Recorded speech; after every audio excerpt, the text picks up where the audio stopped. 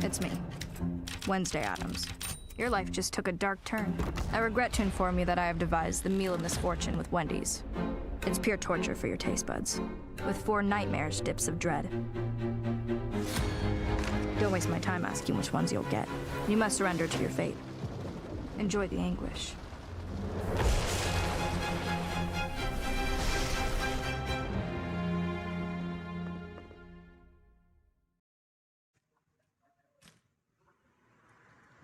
Hey, Mike Glockner here from the Glockner family of dealerships. Want to wish all the fall sports athletes a very safe and successful year.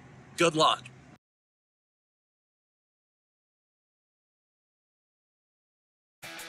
Are you looking for the best deals on quality used trucks and cars? Great news. Chillicothe Truck has what you're looking for.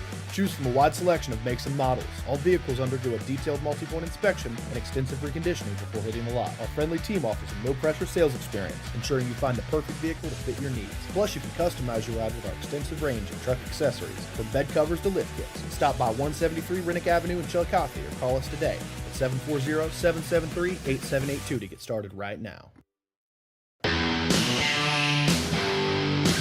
Kimberly. Tons of practice. One chop away from a black belt.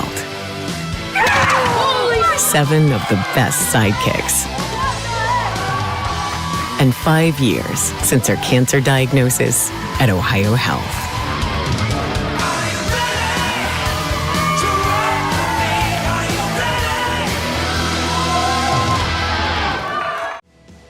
At North Fork Animal Clinic, we're more than your pet's health care. We're your neighbors.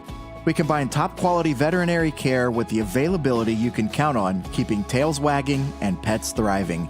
And as proud supporters of youth sports in Southern Ohio, we're committed to helping our whole community grow strong. North Fork Animal Clinic, caring for pets, supporting our community. Richard. Countless nights in the garage. 8 shiny new pistons. 1 very happy 16-year-old granddaughter. And 2 years since starting cancer treatment at Ohio Health.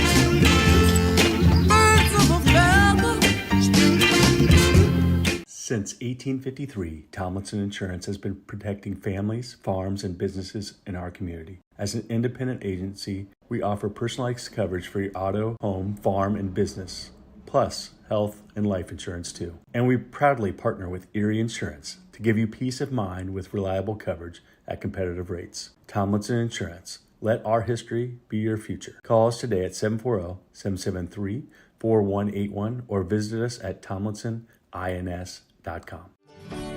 Rathkamp Financial is a comprehensive financial services firm committed to helping our clients improve their long-term financial success. Our customized programs seek to grow, protect, and conserve our clients' wealth by delivering personalized service and expertise. Securities and advisory services offered through LPL Financial, a registered investment advisor, member, FINRA SIPC. Please call us at 740-775-1040 to schedule a consultation. At Chillicothe Comfort Heating and Air, your comfort is our priority year-round. Whether it's blazing hot or freezing cold, we've got your back with fast, reliable service you can trust. Locally owned, honest, and done right the first time. We have financing options available for every budget, as well as 60 months, 0% interest. Call us today and feel the difference that comfort makes.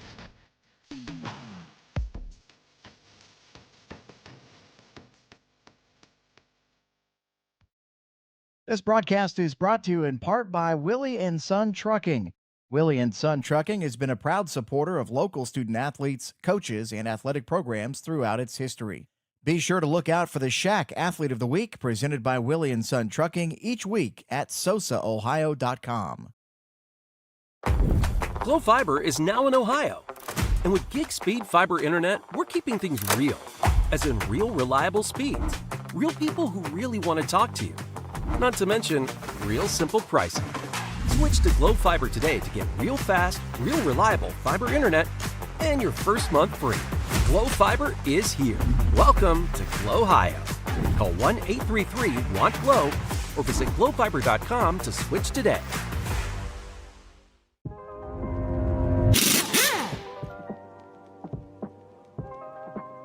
Hey, Mike Glockner here from the Glockner family of dealerships. Want to talk to you about our express service that we offer at every Glockner location. Did you know that you don't need an appointment if you need a routine service done to your vehicle? All you have to do is show up. No appointment necessary. Stop by and let us serve you at any Glockner location today.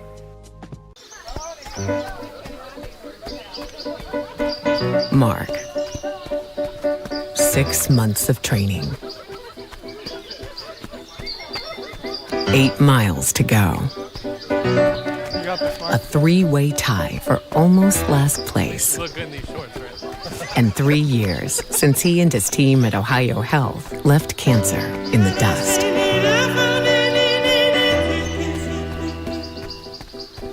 Experience the hometown Chevrolet difference. Check out our huge selection of Silverado trucks, Equinox SUVs, and the latest Chevy models. Priced to move and ready to hit the road today. Plus, with the Hometown Advantage, you get free oil changes for life and a 10-year, 150,000-mile limited powertrain warranty at no extra cost. That's real value and real peace of mind. Your Hometown Chevrolet is proud to be your trusted local dealer of new and pre-owned inventory, delivering unbeatable deals and top-notch service. Visit us today at 501 West Emmett Avenue in Waverly or start shopping online at yourhometownchevy.com. Week 4 of high school football season is upon us, and tonight we kick off league competition as the Scioto Valley Conference gets league play underway tonight, and our journey takes us to Piketon High School as the Redstreaks host Zane Trace in the SVC opener. A pleasant good evening and welcome to tonight's presentation of Ohio High School football on Southern Ohio Sports Authority, presented by Ohio Health. Alongside Shane Combs, I am Carson Francis. Shane, two teams that have had some tight matchups over the past couple years. It's the league opener, a lot to play for, almost like the start of a new season tonight. Well, no question. Always good to be with you, Carson. And you know, you come into a matchup. I love the way you said that because, you know, what makes you unique about football is the one-round format. You know, you think of baseball, you think of softball, basketball, volleyball, home and away. You play the longer regular season. Football, obviously just the 7 conference games. Uniota draws a lot of attention throughout the preseason, and rightfully so. We had them earlier on SOSA earlier in the year, and they're as advertised. But I think that most people would have these two schools as two of the top front runners to try to run the Shermans down. Well, first things first, you got to be able to survive and advance through the league schedule, so to speak. And tonight's a big step in terms of the winner being kind of the team right there with an opportunity come later in the year. And you mentioned Unioto, obviously coming into the year, the front runner. A lot of people would say the front runner to win the SVC. That's who the Piketon Redstreaks will face next week up at Unioto. But tonight, a rematch of a game last year that kind of went down to the finish. Zane Trace, if you ask them, you might get a response that says they thought they should have put the game away a little earlier. Final score ended up being 23-20 in favor of the Pioneers up in Kinnickinnick. Revenge on the minds of the Redstreaks here on their home field. Well, it's two rosters that's really old. So when you mentioned that game a year ago, we have a lot of the same characters. You know, each year you obviously graduate some seniors and so forth. But when you look at how many juniors and seniors are going to be on the field on both sides tonight, that tells you have some experienced teams that were much a part of that barn burner down there in Kinnickinnick a year ago. And always a good matchup when you get these two together. And I don't see why tonight would be any different. And both teams entering tonight after suffering their first losses of the season last week.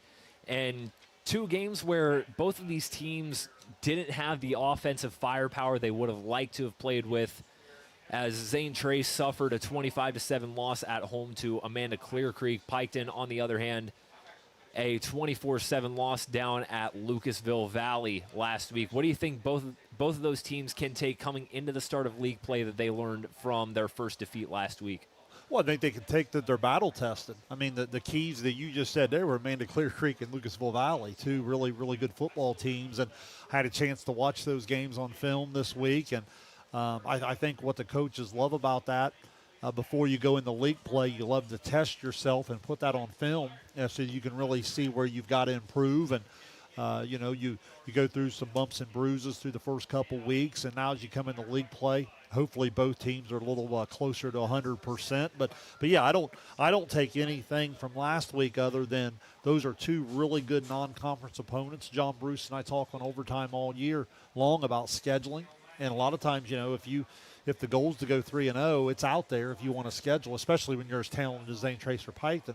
But when it comes to really testing yourself and getting ready for the league play and getting ready for what you hope is a long season of being in contention in the SVC and going to the playoffs, those are the types of games that you certainly want to play in week 3. And you talk about being battle tested. It really doesn't get much better than that when you've got teams like Piketon and Zane Trace, two teams that are both fighting to dethrone Unioto for the SVC title, facing off in the first week of league play. Zane Trace, winners of the last 3 contests in this series. Well, yeah, the SVC for years will rotate that. You'll go home and away and then rotate spots. So, you'll get a lot of different matchups. Right now, you're in a position where Piketon and Zane Trace, as you highlighted there in your opener, pretty evenly matched in a lot of ways. So we've had some really, really close games. And here in recent years, that's fallen right here at the start of SVC play. So, yeah, this is a great matchup. That's why we're down here, and I'm excited to call it with you. Both of these teams, again, 2-1 after suffering their first loss of the season last week. Elsewhere in the SVC, Unioto is at Huntington tonight. Westfall travels to Paint Valley. Southeastern travels to Adena for a matchup with the Warriors. Last season, again, 23-20 in favor of Zane Trace. The key returners for Zane Trace all back this year. Bryce Johnson, the star running back for the Pioneers, had 18 carries, 107 yards, 2 touchdowns in that win. Yeah, he's impressive. You got to have a chance to see him. he runs at you like he's mad at you. You know what I mean? He's got a great low center of gravity, a great balance, mix of speed and quickness and strength. He's a really complete back. Really, really impressive on film. And they'll complement him with a couple other runners. Obviously, he'll tote the bulk of it all, and that's something that Piketon defense is going to have to really do well tonight and get him on the ground. Piketon taking the field right now. You see Johnson about to lead the Pioneers out onto the field as well. Shane, I was doing my research, my stat tracking for this game. I saw that Bryce Johnson had 9 touchdowns on the season. That's not a typo. 5 in the win over Waverly Week 2, had 4 in the season opener against Logan Elm. On the season, he's already got 460 yards on the ground. Well, one of the staples of Zane Trace's program here over the last decade or so is incredible offensive line play. They're really good in the trenches, and then when you add that with the characteristics I just described with Johnson, that's usually going to add up to a lot of rushing attempts ending up down there in the end zone. Pioneers tear the banner, run through the field. This game is about to get underway. One of the oldest rivalries in the history of the Scioto Valley Conference. These two teams, as I mentioned, have had a lot of great matchups, a lot of history in this series. Big stat tonight, Carson. In football, a lot of times they'll use the term yak, and I've heard that used 2 ways. One's the yards after catch, one's the yards after contact, and I think that really applies on both sides of the ball. Piketon's going to do a lot with the short passing game, and for them to be successful, I think they want to really get some yards after that catch, so Zane Trace is going to have to tackle well in space. On the other side, I just mentioned it with Johnson and company, it's the yards after contact. Can the first Piketon defender who gets to the ball get that runner on the ground, or at least hold the runner up to get some help to arrive? Jared Kopis to boot it away for the Piketon Redstreaks. As he boots it away, we are underway from Piketon and SVC play. As Jaden Higgins returns it out of the backfield. Higgins has all turf, trucks a man, and goes down just before the 40-yard line. Just what the doctor ordered right out of the gate for the Pioneers. Higgins sets his team up in enemy territory. Yeah, really good open field tackle from Penix, or that could have started the night with a touchdown return. And good sign for Piketon to have the kicking game back. He kicks it deep to the 5-yard line, but in that case, kicks it into the hands of an outstanding athlete, and Zane Trace certainly will take this in terms of field position to get started on the plus side. I'll start at the Piketon 41. Quarterback Gunnar McCullough in his junior season, leading the offense out there.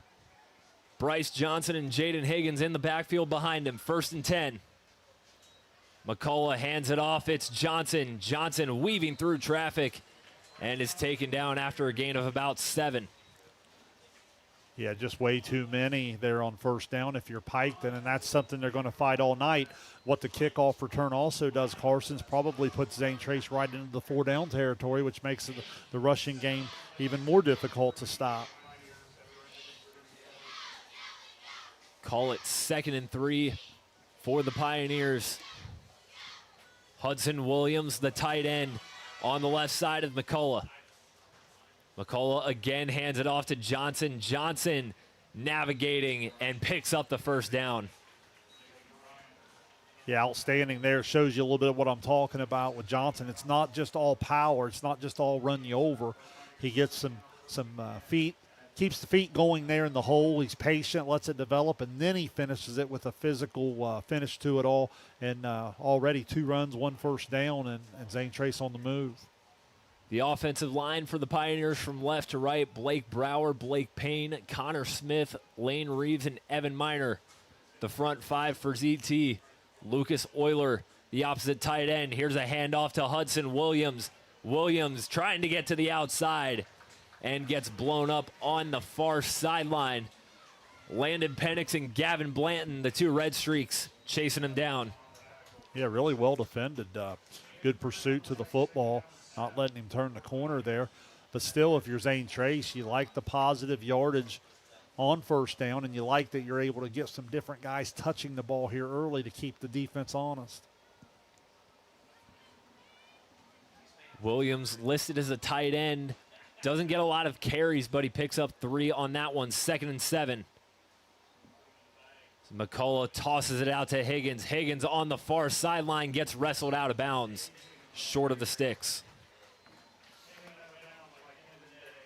Yeah, it shows you a little bit of the versatility, obviously led by Johnson. McCullough will also pull it and run it quite a bit, and then you're seeing some different athletes that they'll get going, and pretty good down and distance here for Zane Trace, and certainly 2-down territory, you would think. Kendon Day making the stop for Piketon. Be 3rd and 2 from the 21, 9:58 left in the 1st. And we've got a flag down. Good hard count.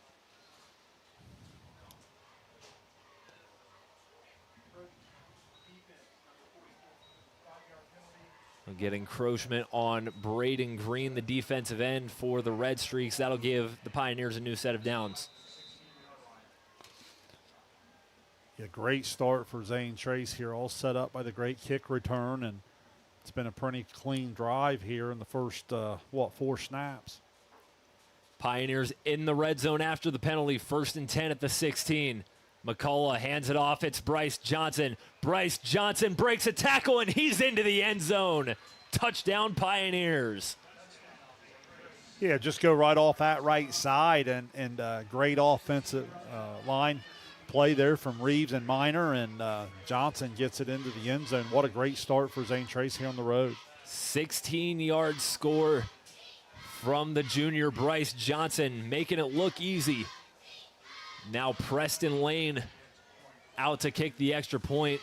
Made his only PAT last week. Looking to go 1 for 1 today. Short kick, but it clears the uprights and is through to complete the touchdown drive. Shane, you couldn't have asked for a better start for Zane Trace. The kickoff return from Jaden Higgins to start you just before the 40-yard line. And then it is just run, run, run, and it ends in a 16-yard rush to the end zone from Bryce Johnson. Yeah, great complimentary football right off the start, because that was a pretty good kick from Piketon. Kicked it all the way down to, the 4 or 5 yard line. He brings it all the way out past midfield, and then They get it going on the ground as they like to do. Capped off by Johnson. His third carry, there was a 16-yard touchdown. I think 27 yards there on 3 carries already. But you also had a positive run from Williams, positive run from Higgins. So, so far, so really, really good for Zane Trace. And let's see now if Piketon can answer. After making the extra point, Preston Lane will boot it away from the right hash.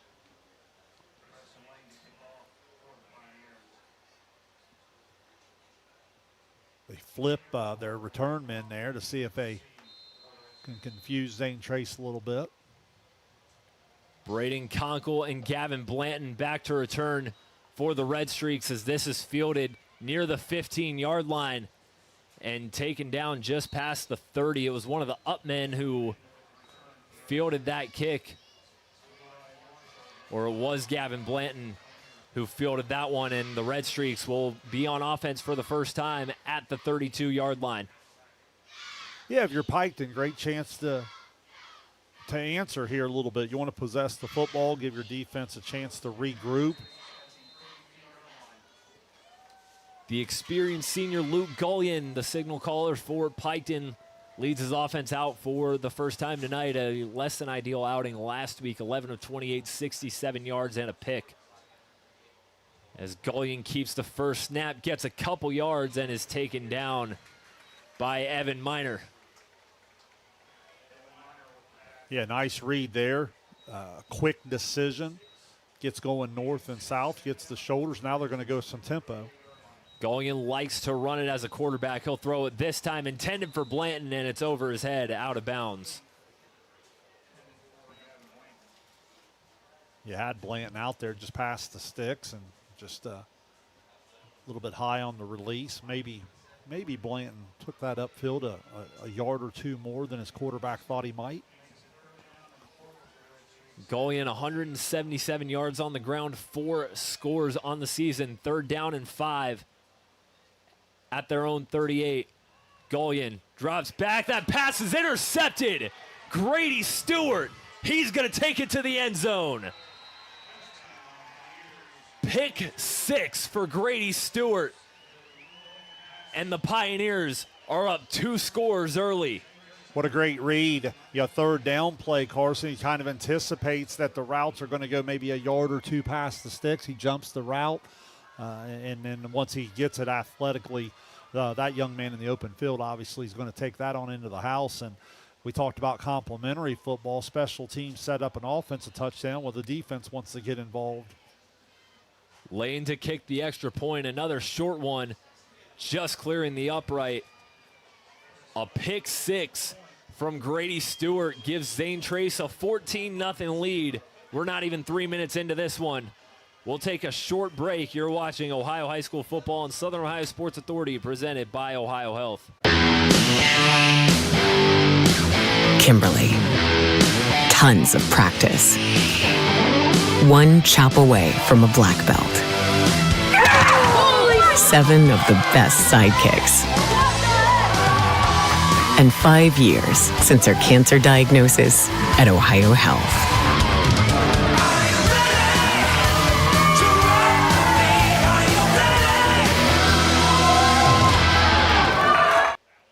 Grady Stewart's first interception of the season.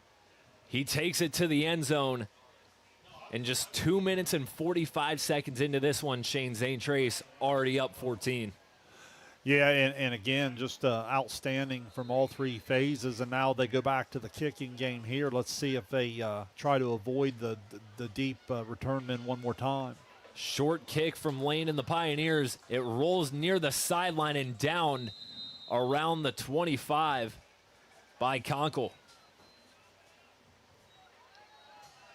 Yeah, found a hole there in the return game and kicked it on into a good spot. And now if you're Piketon, plenty of football to play. You just got to settle in and go. You had a successful run there on 1st down. You probably had a missed opportunity on 2nd down with an open wide receiver, and then obviously an outstanding secondary play from Stewart there, and you just got to be able to shake that off and come right back and run your stuff here. They'll start at the 23-yard line. 2 men in the backfield on either side of Gullion.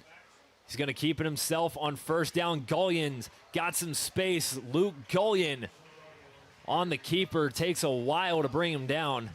A good carry from the signal caller.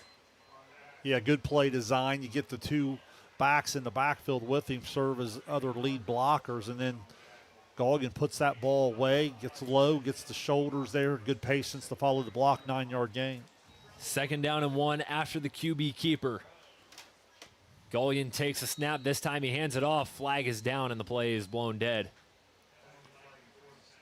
An illegal formation against Piketon. That'll back him up 5. Yeah, that drives you nuts as a coach. You can see the frustration with Coach Gullion there. You get the +9 on first down, so you're 2nd and 1. You've got the entire playbook open, and you have the unforced penalty, and now you're back into 2nd and 6.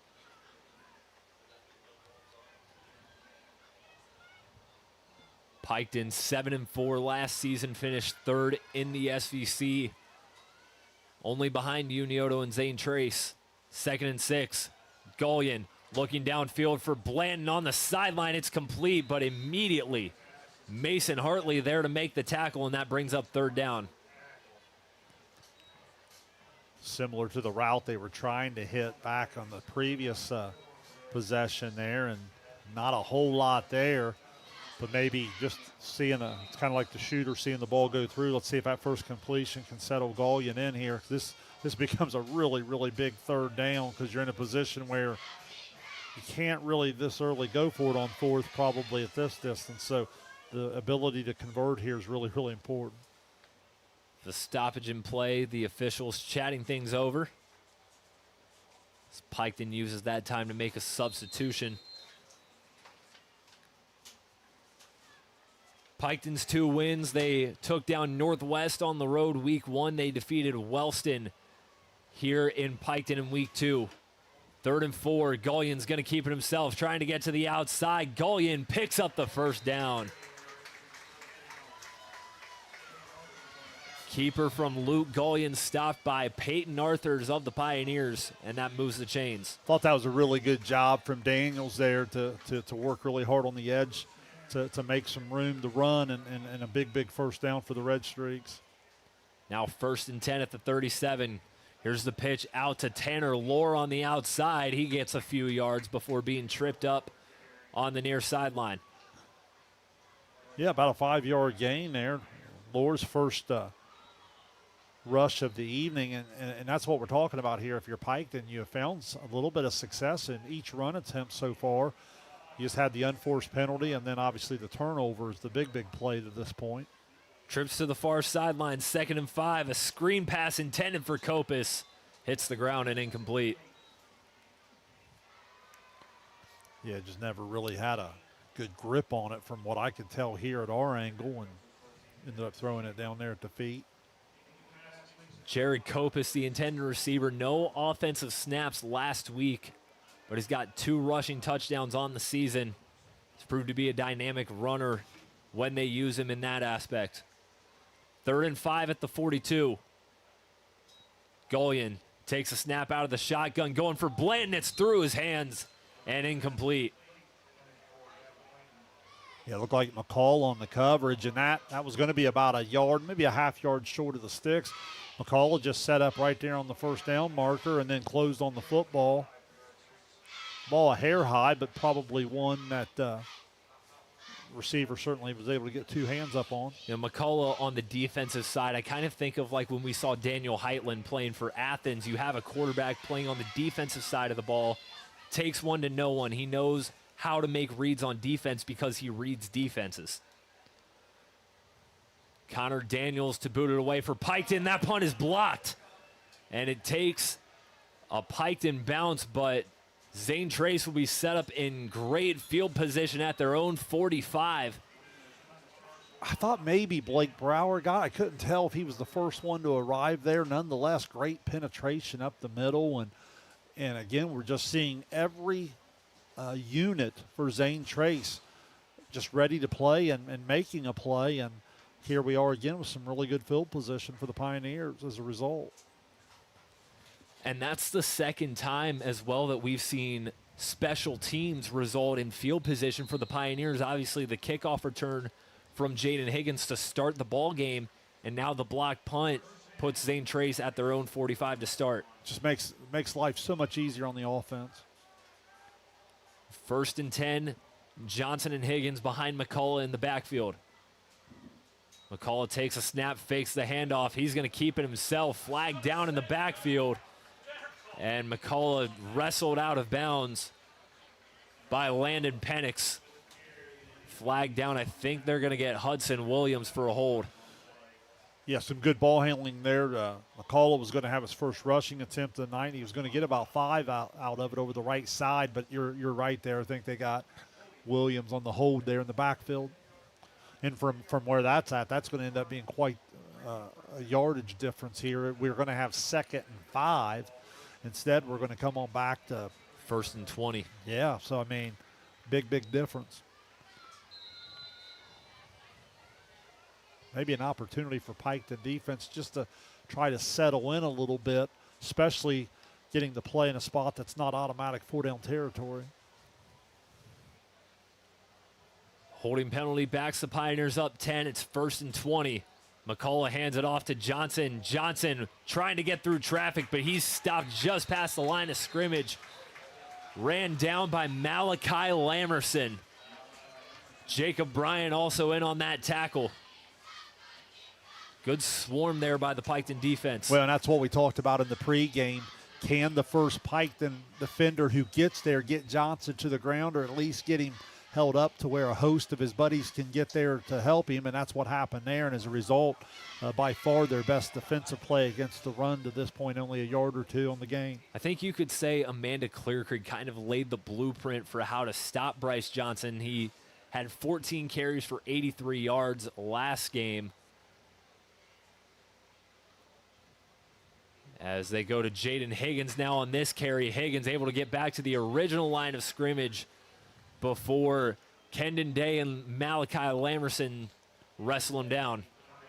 Make it 3rd and about 9. So, yeah, here on about 3rd and 9, let's see if Piketon's defense can get themselves off the field. This is one of their best opportunities to get a stop and try to get the ball back.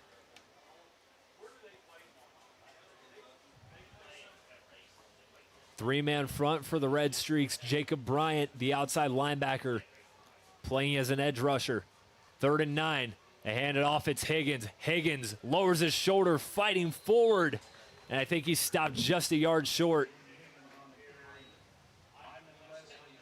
Iman Leslie, one of the Piketon players, to wrestle Higgins down. And a man is down for Piketon. We will take a break here as he gets attended to. You're watching Ohio High School Football on Southern Ohio Sports Authority, presented by Ohio Health. Since 1853, Tomlinson Insurance has been protecting families, farms, and businesses in our community. As an independent agency, we offer personalized coverage for your auto, home, farm, and business, plus health and life insurance too. And we proudly partner with Erie Insurance to give you peace of mind with reliable coverage at competitive rates. Tomlinson Insurance. Let our history be your future. Call us today at 740-773-4181 or visit us at tomlinsonins.com. Rathkamp Financial is a comprehensive financial services firm committed to helping our clients improve their long-term financial success. Our customized programs seek to grow, protect, and conserve our clients' wealth by delivering personalized service and expertise. Securities and advisory services offered through LPL Financial, a registered investment advisor, member, FINRA SIPC. Please call us at 740-775-1040 to schedule a consultation. 5:12 left in the first quarter here at Piketon High School. Zane Trace ahead of the Redstreaks 14-0, as Jacob Bryant, the outside linebacker for the Redstreaks, shaken up after the last play, and he will get some medical attention on the sideline. We hope nothing but the best for Jacob Bryant. We hope to see him back in this game.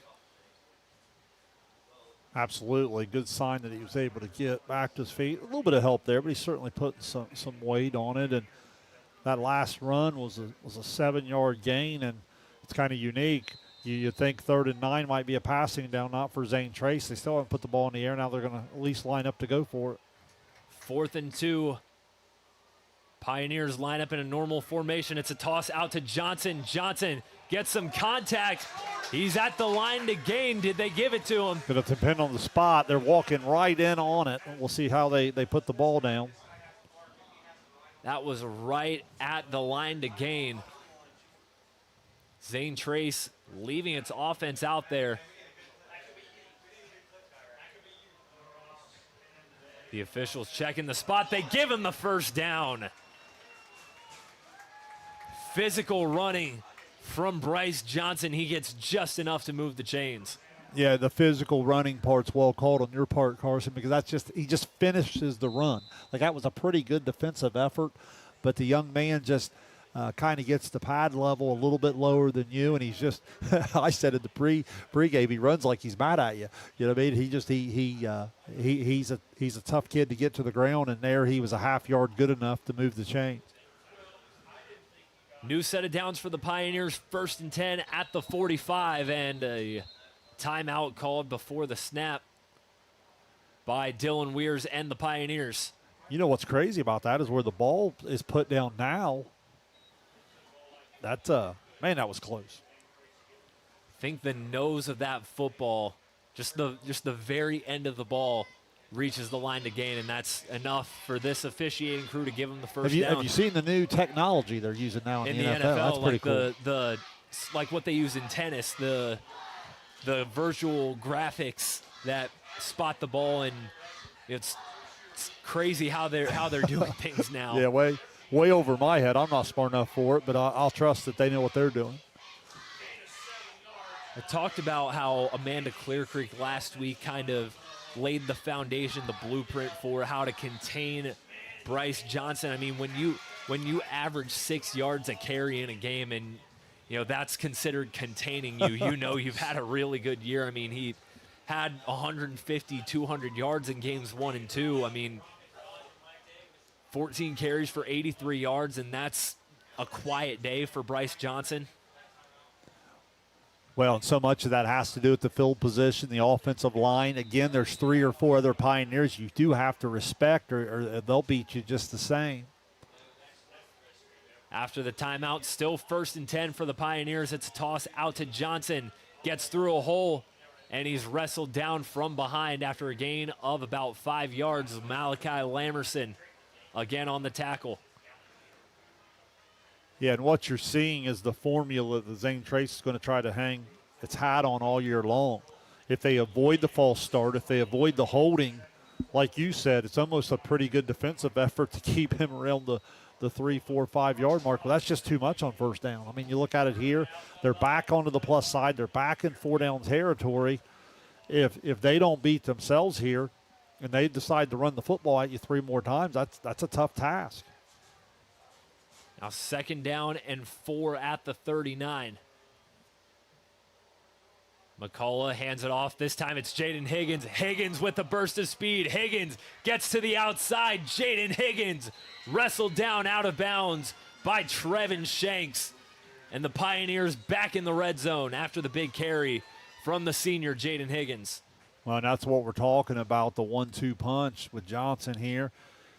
This time they'll go Higgins off the left side, and we complimented that right side of the offensive line earlier with Reeves and Minor. Also give a shout out to Smith there at center with Payne and Brower over here on the left side. That time he comes through a hole and was basically untouched all the way down to, about a 24-yard gain.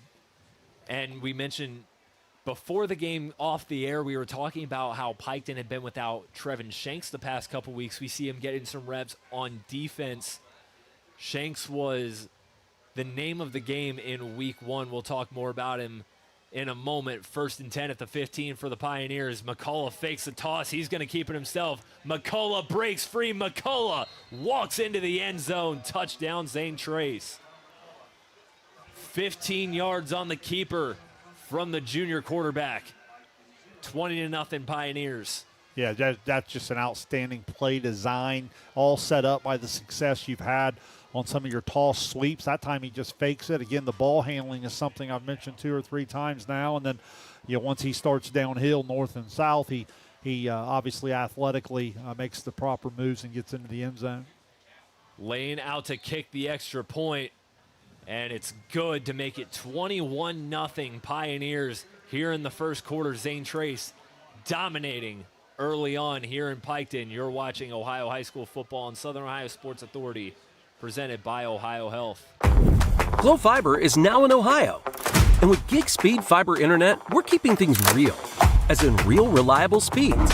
Real people who really want to talk to you. Not to mention, real simple pricing. Switch to Glo Fiber today to get real fast, real reliable fiber internet and your first month free. Glo Fiber is here. Welcome to Glo Ohio. Call 1-833-WANT-GLO or visit glofiber.com to switch today. 21-0 in favor of the Zane Trace Pioneers with 3:32 remaining in this first quarter. Shane, offense, defense, special teams, the Pioneers are clicking on all cylinders. Yeah, A+, A+, A+ would be your grade so far. A special team set up 2 really nice field position. The offense has been unstoppable, and even the defense has been on the scoring. Lane will boot it away as Gavin Blanton fields this one at about the 16. Blanton trying to work his way through a herd of Pioneers, but he's wrestled down at about the 32-yard line. Peyton Arthurs and Grady Stewart in on the tackle. And Piketon will bring its offense back out once again, looking to just get something going tonight. Yeah, kicking is an interesting technique. They're using a little bit of the right and left foot to kind of get some different angles, and they've been able to pick on a hole that they've been able to find there and kind of limit Piketon from getting the ball into one of their playmakers' hands in a bunch of space. I'll spot it at the 34. Twins on either side of Luke Gullion. They motion Kopis over to the left. This is a handoff to Lore, and Lore picks up about a yard before being wrestled down by a pair of Pioneers. Evan Miner and Hudson Williams tag team to bring him down. Yeah, good penetration there. Give Lore some credit. Not a lot there at the point of attack. He actually sidestepped into the hole and was able to get a couple yards out of it. They'll give him 2 yards on that carry. 2nd and 8. Piketon hurrying to the line of scrimmage. Here's a handoff now. This is Wyatt Savage. Wyatt Savage bouncing around and gets taken down after a gain of about 5. Well, and again, it's kind of what we talked about in some of their early drives. Some of their individual runs have been pretty successful plays, but a huge part of it's field position in terms of the 3-down territory versus some of the 4-down territory that Zane Trace has been able to live in. That makes these 3rd down conversions really, really important for Piketon. 3rd and short, Savage in the backfield to the right of Gullion. They hand it off to Savage. Savage gets stopped in his tracks and wrestled down a yard short by Bryce Johnson. And that brings up 4th and a very short yard. Piketon leaving the offense out on the field. I was going to say, this is a pretty easy decision, down 21-0. If you're Coach Gullion, you're a little bit probably frustrated with the offensive start because you've had some success in some of your plays here. Let's see if they go back to a package where they use Gullion as a runner here and get some lead guys. Under 2 minutes to play in the opening quarter. It's been all Zane Trace so far tonight. Crowded backfield for the Redstreaks. 4th and 1. Gullion, he's going to keep it himself. He's got the first down, and Gullion into the open field, wrestled down by Mason Hartley. And for the first time tonight, Piketon is in enemy territory. Yeah, about 20 yards, comes off the right side. That's exactly what he went back to. I love the play call. He uses the 2 backs kind of as a lead blocker. You see that on 4th and short sometimes. If you can break the initial hole, there's some room to run. Now Piketon into plus territory. 1st and 10 at the 43. They pitch it out. It's Tanner Lore. Lore on the outside, wrestled down at the near sideline by Gunnar McCullough and Hudson Williams. Now Piketon into the 4-down territory. Again, they continue to have some success on the ground. Let's see if Coach Gullion just gets a little stubborn with it and continues to pound the rock with the run game. They'll go back to the 2-back set on 2nd and 5. Gullion this time hands it off. It's Savage. Savage gets tripped up from behind. Blake Brower on the stop. Outstanding play from Brower. Comes in there in that one-on-one. That's what we're talking about, that one-on-one tackle. And, again, you're in 4-down territories here. So if you're Piketon, you still have everything in the playbook open to you. You can go with the run game, or you can set up your short passing game that you like to do. Call it no gain on the play. 3rd and 5 back at the 32. Lohr to the left of Gullion. On 3rd and 5, they hand it off. It's Lohr. Lohr gets past the line of scrimmage, but taken down by a crowd of Pioneers led by Evan Miner. And that brings up 4th down. It'll be about 4th and a long 2, we'll call it. On the last 4th down, they went with the little power game, Carson, with the 2 backs in the backfield with him. It looks like they're going to come out formation with Lohr and Savage again. Heavy set in for the Redstreaks. 15 on the game clock, play clock about 3 seconds ahead, so no need to snap the ball if you don't want to for Piketon. They will anyway. Gullion's going to keep it himself. Gullion gets the 1st down and bowling balls his way forward to pick up a 1st.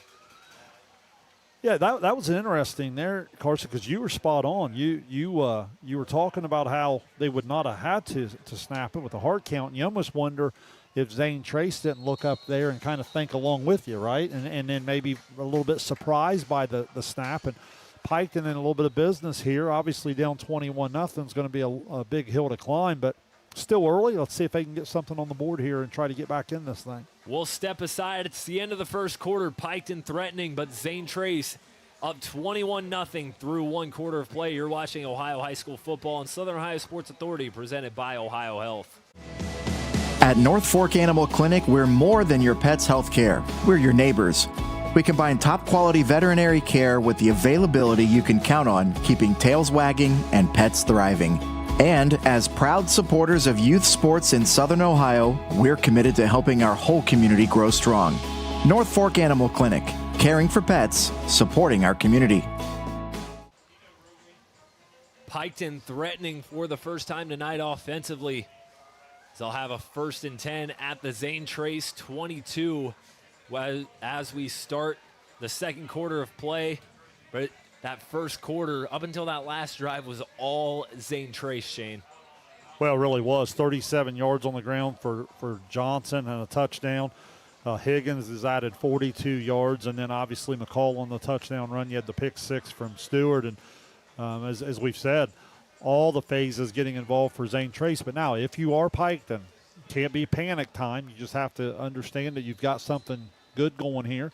Let's see if they can get a ball in the end zone and try to dent this Pioneer lead a little bit. Once again, a loaded backfield set for the Redstreaks. 1st and 10 at the 22. Gullion fakes the handoff. He's going to keep it himself. Gullion getting to the outside. Gullion trying to break a tackle, and he gets pushed out of bounds by Mason Hartley. And that'll set up a 1st and goal for Piketon. Yeah, about 17 yards there on the pretty much just a sprint swing. I couldn't tell if it was designed there or if he read it early and bounced it out there, but he shows off a little bit of the speed to the corner. 1st and goal at the 5. Gullion hands it off. It's Tanner Lohr. Lohr crosses the goal line, and he's into the end zone. Piketon on the board for the first time tonight. Outstanding drive from Piketon there, and they get it in the end zone. Let's see if they can convert after here and maybe settle into the game here a little bit. Good sign for the Redstreaks. Call it a 4-yard touchdown rush for the junior Tanner Lohr, his 4th touchdown on the year. Good job by Lamerson and Henry over there on the left side. Anytime you're running in behind those two, that's not a bad strategy. Now Jared Kopis out for the extra point. High snap, good hold. And this kick sails wide left. Extra point is no good, and our score remains 21-6. But Piketon showing some life offensively. We've seen that they can move the ball. Now they're going to need some help from their defense. Yeah, they really are, and it starts with good special teams here to see if they can't win some better field position. But slowly but surely the Piketon defense trying to settle in there a little bit. That's where it's going to start here is can they get this run game under control? Last week in the loss to Valley, the Redstreaks were held to just 199 yards total offense. Haven't had a lot of promise, I guess you could say, in that last game in the first quarter tonight, but maybe that last drive now, you cross the end zone, maybe get some confidence. I don't think there's any question about it. You converted, 2 4th downs along the way? So good aggressive play calling. I like that they got stubborn with the run game and let their offensive line work. I think Piketon certainly started to find some things there. Mason Hartley and Jaden Higgins, the two men back for Zane Trace to return it as Copus sets up from the left hash to boot it away. Second kickoff of the night for Copus. His first one was returned into enemy territory by Higgins.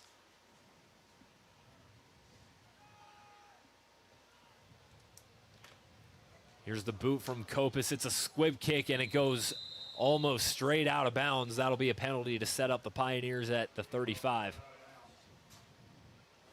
Well, not ideal for Piketon, but certainly better than the way the game started when they tried to kick it deep.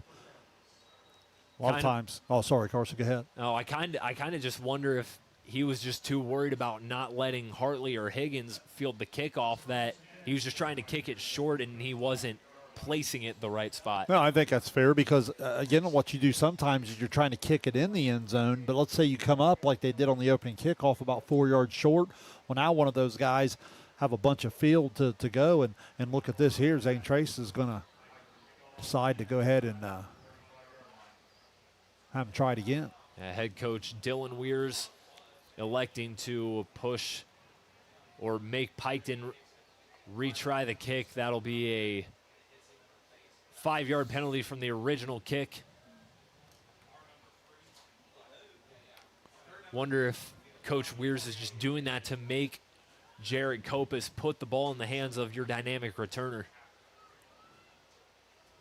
Well, yeah, in this case, you obviously see some things you like, and that's what you're definitely trying to do there, because they even have some up guys here that you wouldn't mind having the ball in their hands either. So Zane Trace really presents a problem for you here on the return team. Copus will boot it away from the 35. A deeper kick this time. It's fielded by Hartley at the 15.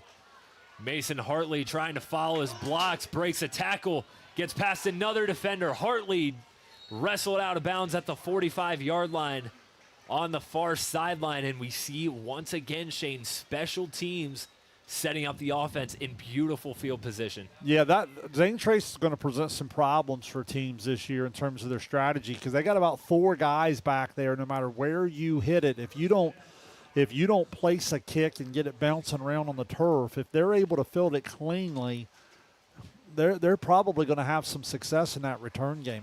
Again, that's going to be something that teams are going to have to really prepare for going into the upcoming weeks.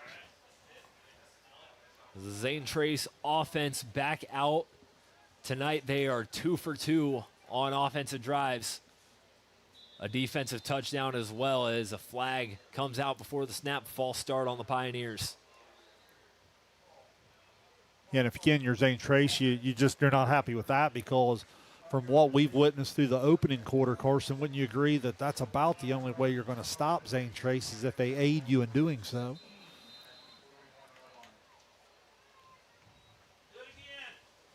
Now 1st and 15 from the 41. Same setup, same formation for the Pioneers.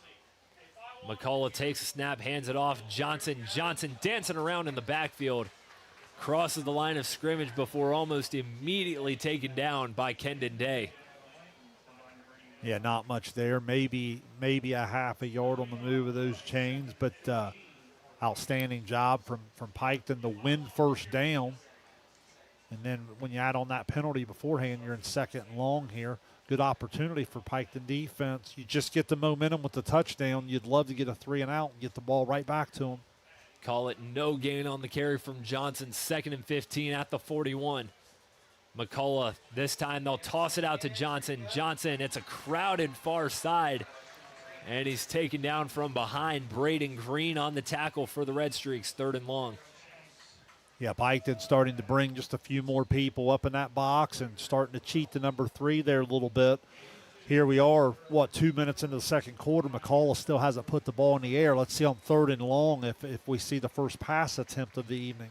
And I think you got to wonder if you're Piketon, you've seen Zane Trace run it time after time. I think at this point you're just like, we got to make him put the ball in the air. I agree. Now Twins to the right side of McCullough, 3rd and 13. McCullough fakes the give. He's going to keep it himself. He's got a blocker, and he's taken down at the 47. Noah Ross in on the tackle. And that brings up 4th down for the Pioneers. Dylan Weirs electing to send out his punt team for the first time tonight. Yeah, great job by Ross there on his outside linebacker spot, staying true to his assignment. You know, obviously it was 3rd and long. It looks like an obvious passing down. Zane Trace offense, those statistics are probably swayed toward the run game even there, and Ross does a good job. Hudson Williams to send it away for Zane Trace. Trevin Shanks back to return. Fair catch called by Shanks. He fields it at the 19. Good punt to flip the field position, but nonetheless, if you're Piketon, you take it.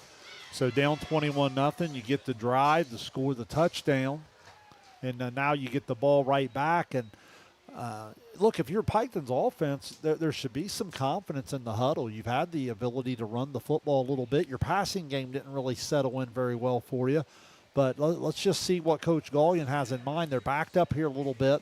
Let's see if he stays stubborn with that run game or tries to get some wide receivers involved. 2 receivers on either side of Gallion. 1st and 10 at the 19. Gallion fakes the give. He's going to keep it himself. Stiff arms, and Gunnar McCullough wrestles him out of bounds. Little jersey grab and jerks him out. 2nd down. Yeah, coming near side, just didn't have nearly the room he had earlier when they ran that same type of play. That was pretty similar to the play that had taken them on about a 15-yard run down to the 5-yard line earlier to set up the goal to go, but this time not nearly as much room to operate with. Call it no gain on the carry from Gallion. 2nd down. Gallion drops back to pass. He's under pressure. Gallion trying to escape, and he's taken down. Flags down in the backfield, but a trio of Pioneers drop Gallion in the backfield. Looked like Miner was there along with Euler. Peyton Arthur's also in on that sack as well.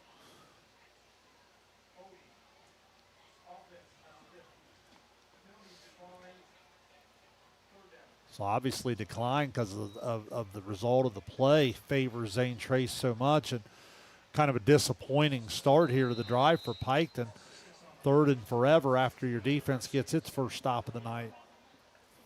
Call it 3rd and 16 for the Redstreaks after Gallion sacked for the first time tonight. Looked like to me they had a little bit of a spy on Gallion there as he started to drop back and as he started to tuck at the run. Plenty of white jerseys in pursuit. Head coach Tyler Gallion will call a timeout for the Redstreaks as his team faces a 3rd and 16. Coach Gallion's been at Piketon since 2004. He was an assistant at Waverly for 3 years. He's really built a lot of progress in his time here at Piketon. He won the 2021 SVC Gold Ball for the Redstreaks. Was also named Division V Southeast District Coach of the Year. There's been a lot of great football under Gallion's leadership, especially here as of late. Well, no question about it. He's been one of the best to do it for a long time. Obviously, his family, generation to generation here in the Piketon program. Tyler was a good athlete himself here in the mid-'90s and has just done a terrific job leading the program. They're always prepared, always a very respectable product on the field on a Friday night, and this year's been no different. Piketon has 3 playoff wins in school history. Gallion has been the head coach for all 3, 2012, 2020, and 2021. 3rd and 16 for the Redstreaks. Lohr motions, Gullion drops back. It's a screen out to Blanton. Blanton's got some room, but he's taken down from behind. The ball comes out. There's a scramble. They're going to say Blanton was down before he lost the ball. I think it was Lucas Euler on the tackle. That makes it 4th down. Yeah, so they're going to call him down on about the 8-yard gain there, and you know, you like the play call. They take the back out to the right side to try to draw the eyes of the defense. They come back left side to Blanton and at least gives their punter a little bit of room to operate here with the 8-yard gain. 4th and 7, Connor Daniels will punt for the Redstreaks. Grady Stewart back to return. The last punt was blocked. See if we can have some better execution for Piketon this time around. Daniels bobbled the snap, and it's a short punt. Takes a bounce and a roll. Will be downed just before midfield by Kendon Day. And another little miscue there for Piketon on special teams. Again, Zane Trace starting in some excellent field position. Well, and I think on that particular field position, the offense has got to share it and the blame a little bit. You had an opportunity, defense gives you the ball back, and then you have the negative play on 2nd down with the sack, and it kind of kills the drive. And as a result, field position-wise, punt's only able to roll to midfield, and Zane Trace with a golden opportunity to come and, I won't say deliver an early knockout punch, but if you can go down and get points here, that'd certainly go a long way of putting you in the driver's seat.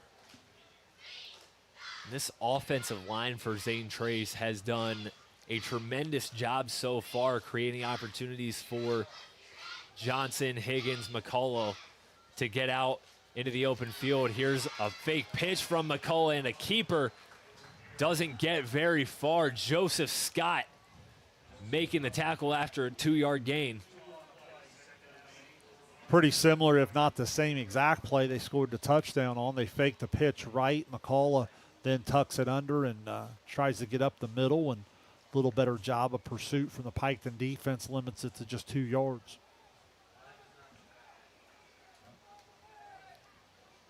Second and 8 at the 48.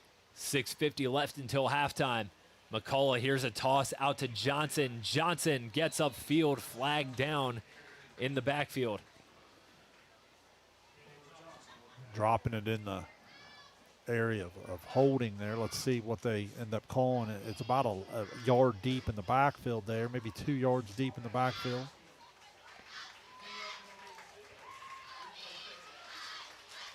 Get another holding on the Pioneers. That'll back them up. Call it 2nd and 18 now from their own 42. Yeah, Zane Trace blessed with good field position there again at midfield. Now with the penalty, 2nd and long. Let's see if Piketon can continue to be solid defensively here. Still have not seen Zane Trace put it in the air. On 2nd and 18, they'll go back to Johnson once more. Johnson bodied up at the line of scrimmage. Gavin Blanton in on that tackle, and that brings up another 3rd and long. Yeah, after 37 yards for Johnson in the first quarter on 1, 2, 3, 4, 5, 6 carries. Here in the second quarter, his carries have gone 1 yard, 2 yards, 2 yards. So much better job from Piketon's defense. 3rd and 16. This is Piketon defense starting to figure out this Zane Trace running game. We'll see what the Pioneers would like to do on another 3rd and long. McCullough rolling out. He's going to throw it for the first time tonight. Pass is complete. It's Grady Stewart. Stewart into the open field.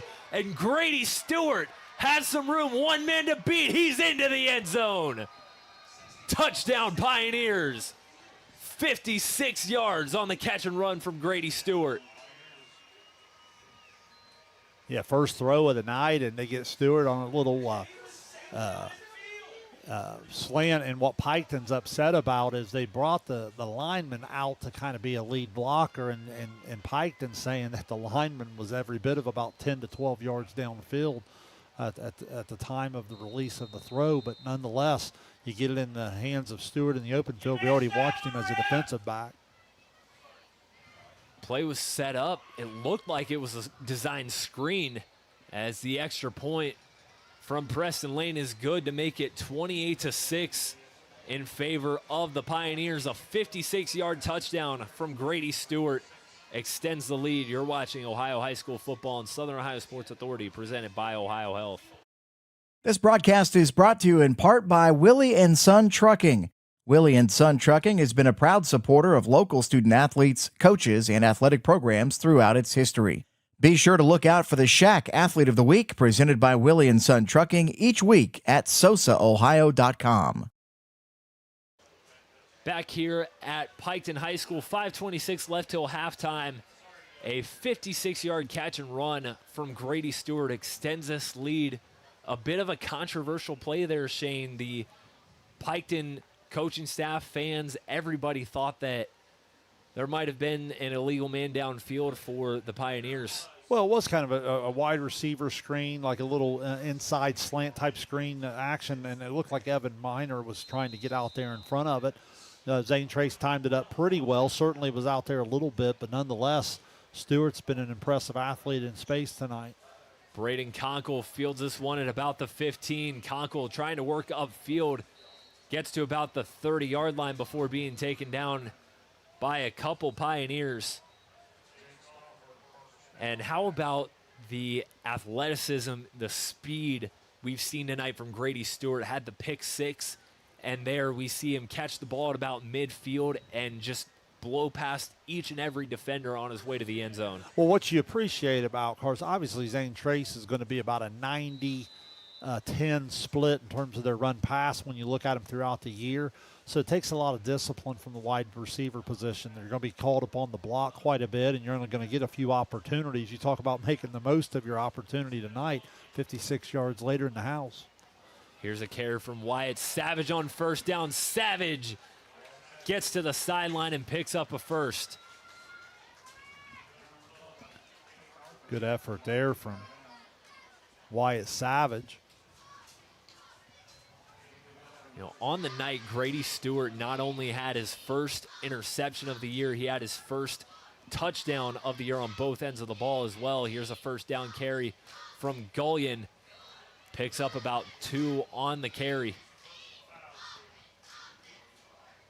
Well, a little bit more what we'd watched earlier in the game. They've had success in the run game, and I think that's probably what's so disappointing about their last drive. If you're Piketon here, I know it's 28-6. You've got the ball now. You're going to get it after the half. You have shown the ability to move the ball at times. It's just a matter of getting a little bit more consistent here. So first things first, you've got 4:30 remaining in the second quarter. You got to go try to get some points. 2nd and 8 at the 41. Here's Lohr on the carry. Lohr gets past midfield, gets past the sticks, and picks up a first, wrestled down by Grady Stewart. Good piece of running there from the 5'10 junior. And again, when left tackle there, Big Bo Henry with Lamerson right next to him at the guard position, just get in behind them on the left side. Redstreaks going hurry up. Gullion on the keeper on 1st and 10. Runs right into his Zane Trace defender. That is Blake Brower on the stop. We'll give Gullion a gain of 3, 2nd and 7. 4 minutes to go till halftime. Going with a little bit of tempo here. You're into that 4-down territory most likely now.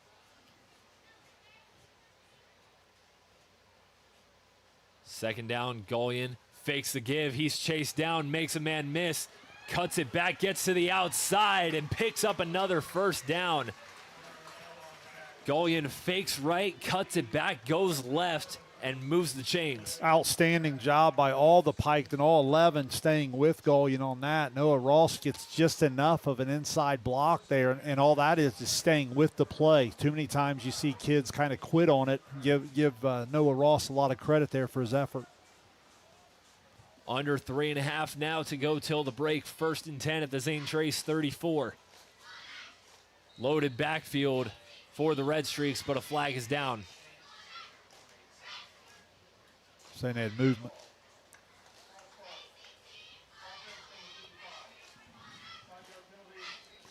They'll get the right tackle. Jaden Steele for a false start there, backs him up 5. They'll call it 1st and 15 at the 39. 2 men in the backfield. Here's a handoff. It's Lohr. Lohr picks up about 4 on the carry before he's brought down by a couple ZT defenders. Peyton Arthur is credited with the tackle. I don't think clock will be a huge factor here unless they continue to go 2-3 yards at a time. So I still think the run game is in play here for Piketon. Now trips on the far side, 2nd and 12. Gullion rolling out. He's under pressure. Gullion got to do something. He's pushed out of bounds by Blake Brower, chasing him down. That might back up the Redstreaks a little bit further. Yeah, I couldn't tell. Yeah, it looks like they're going to move it back. So might have lost a yard there. And now you come up on a 3rd down. Good leg on the kicker, but probably not at this level of distance. So here you're looking at it in 2-down territory, trying to convert. Call it 3rd and 14. Gullion looking, intended for Blanton. It's caught. But right there to make the stop is Mason Hartley. And that brings up 4th down. Blanton gets off his feet, makes the grab. But good defense from Hartley to stop him right after the catch. So 4th and a little bit more manageable. That time, again, delivered it just a little high, and the receiver had to go up and come down with it before he could turn outfield, so he couldn't really do anything. Remember how I said in the pregame, really important as Zane Trace tackle the wide receiver on the catch. They've been able to do that to this point. 4th and 9. Gullion looking, pass intended for Blanton is incomplete. He had it right to him, and he couldn't haul it in. It's a turnover on downs. Yeah, it looked like a pretty well-thrown ball, and it was through traffic a little bit from our angle. Can't tell if some of those hands or bodies got a little bit in the vision, but tough break for Piketon, unable to convert, and going to give it back over to Zane Trace.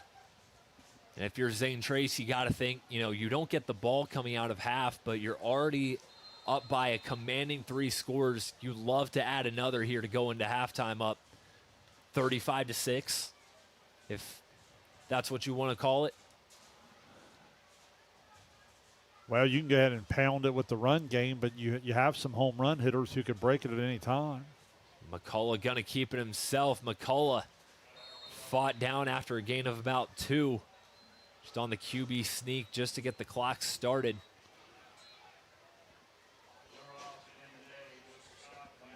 Kind of an interesting play call there at the beginning. I mean, you get in traffic there. There's a lot that can go wrong with ball security, but nonetheless, they get about 3 or 4 out of it.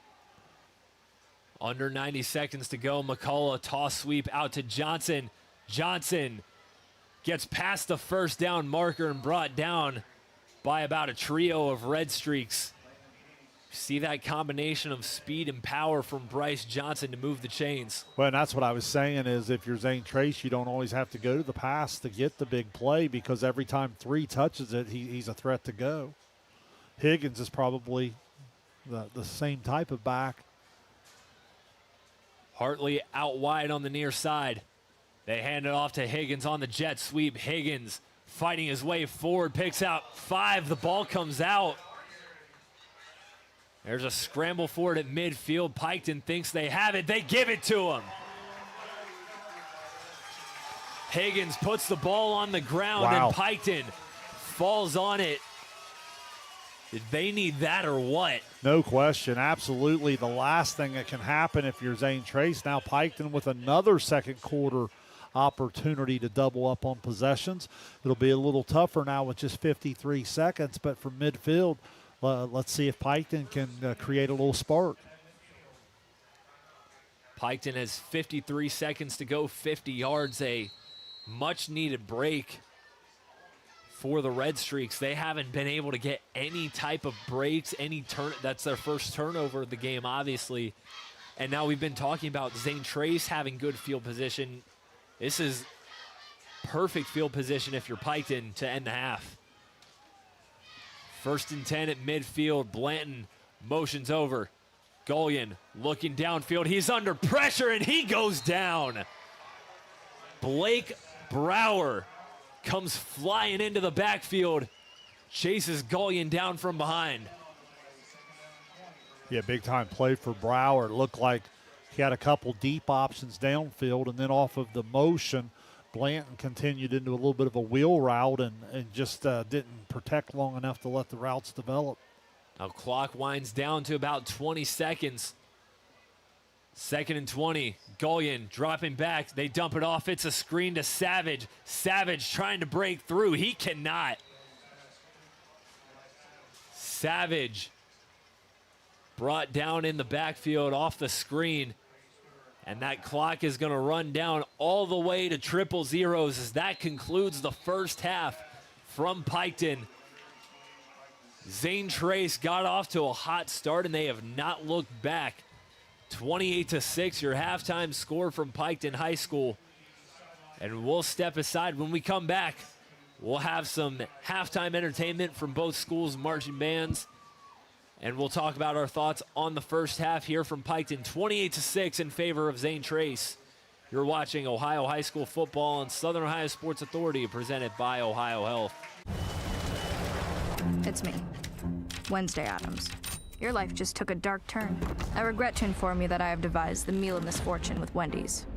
It's pure torture for your taste buds, with 4 nightmarish dips of dread. Don't waste my time asking which ones you'll get. You must surrender to your fate. Enjoy the anguish.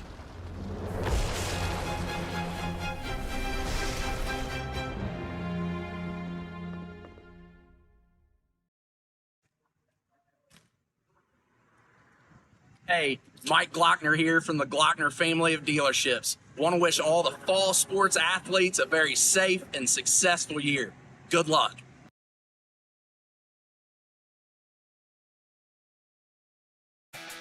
Are you looking for the best deals on quality used trucks and cars? Great news. Chillicothe Truck has what you're looking for.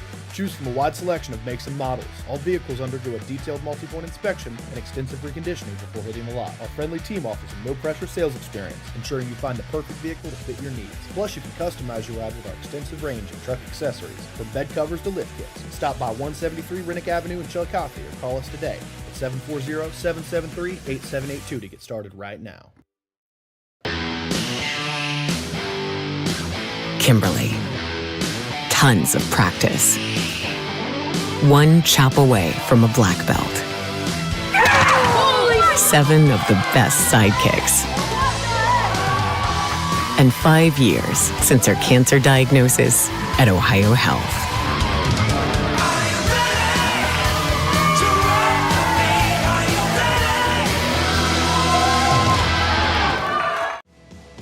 At North Fork Animal Clinic, we're more than your pet's health care. We're your neighbors.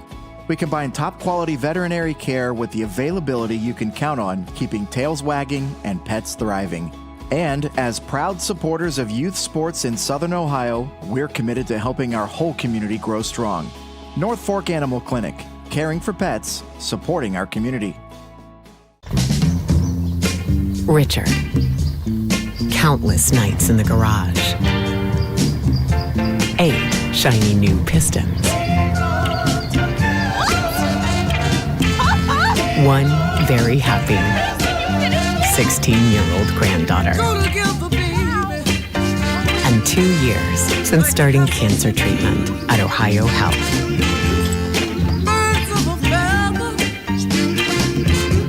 Since 1853, Tomlinson Insurance has been protecting families, farms, and businesses in our community. As an independent agency, we offer personalized coverage for your auto, home, farm, and business, plus health and life insurance too. And we proudly partner with Erie Insurance to give you peace of mind with reliable coverage at competitive rates. Tomlinson Insurance. Let our history be your future. Call us today at 740-773-4181 or visit us at tomlinsonins.com.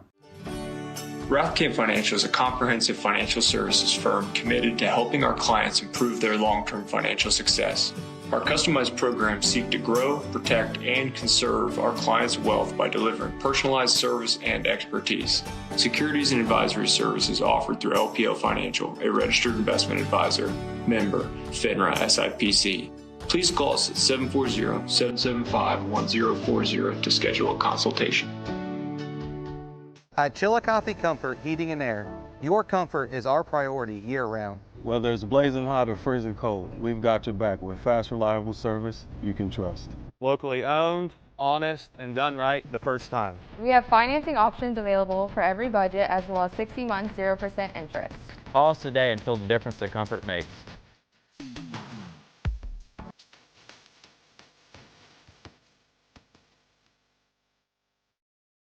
This broadcast is brought to you in part by Willie & Son Trucking. Willie & Son Trucking has been a proud supporter of local student athletes, coaches, and athletic programs throughout its history. Be sure to look out for the Shack Athlete of the Week presented by Willie & Son Trucking each week at sosaohio.com. Glo Fiber is now in Ohio. And with gig speed fiber internet, we're keeping things real. As in real, reliable speeds. Real people who really want to talk to you. Not to mention, real simple pricing. Switch to Glo Fiber today to get real fast, real reliable fiber internet and your first month free. Glo Fiber is here. Welcome to Glo-Hio. Call 1-833-WANT-GLO or visit glofiber.com to switch today.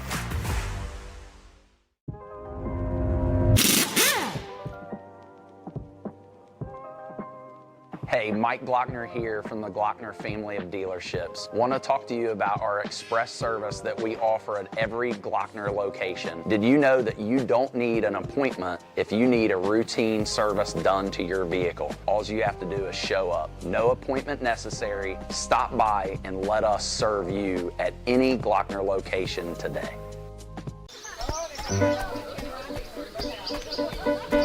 Mark. 6 months of training.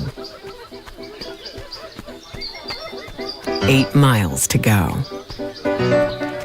A 3-way tie for almost last place. And 3 years since he and his team at Ohio Health left cancer in the dust.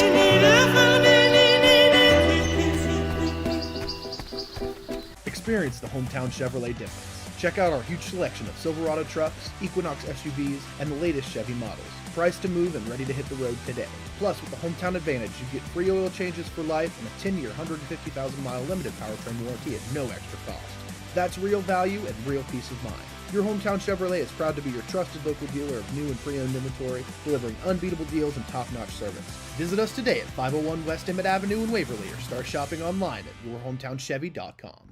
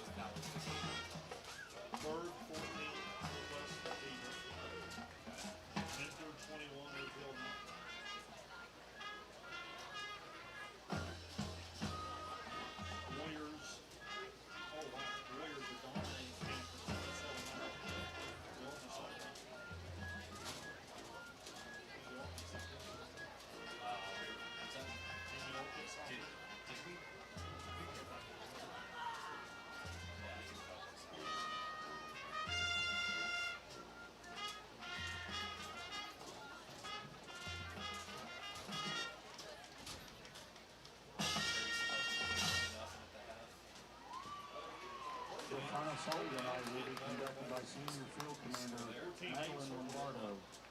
She recently took on the challenge of learning tenor saxophone to fill out the low voices in the band.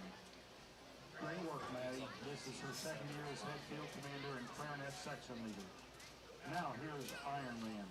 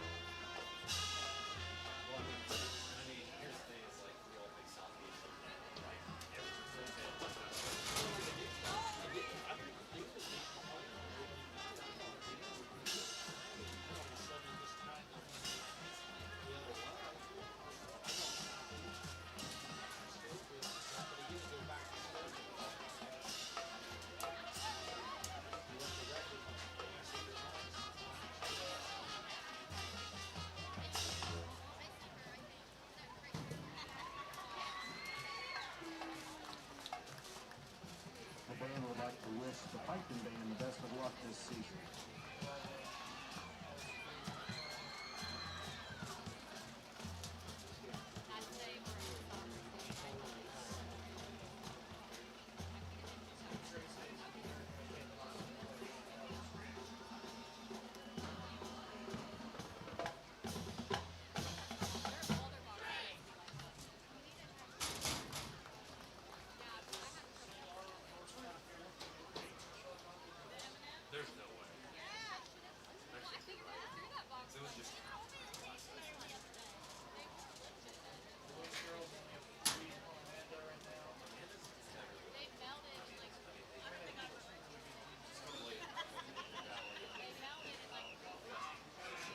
Ladies and gentlemen, get on your feet for the pride of Piketon, your rockin' Redstreaks.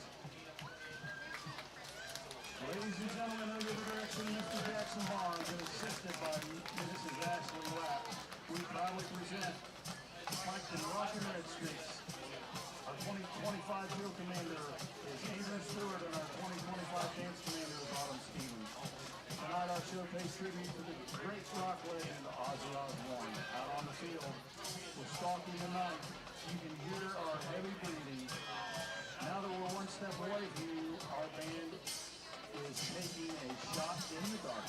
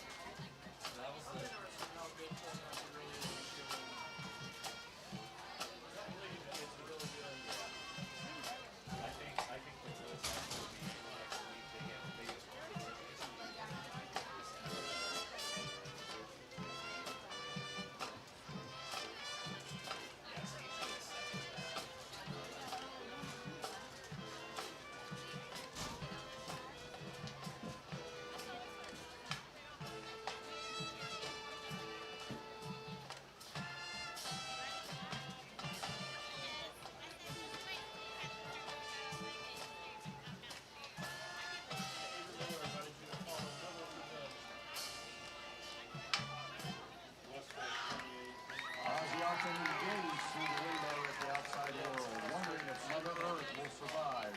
Without each other's help, there ain't no hope for us. This one is for Ozzy, the ultimate dreamer.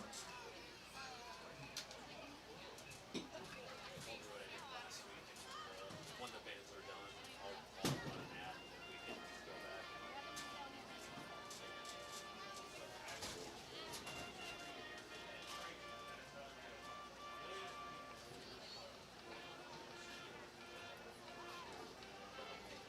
Ranger 6, and that's 3. Fourth inning. Go Rangers, go.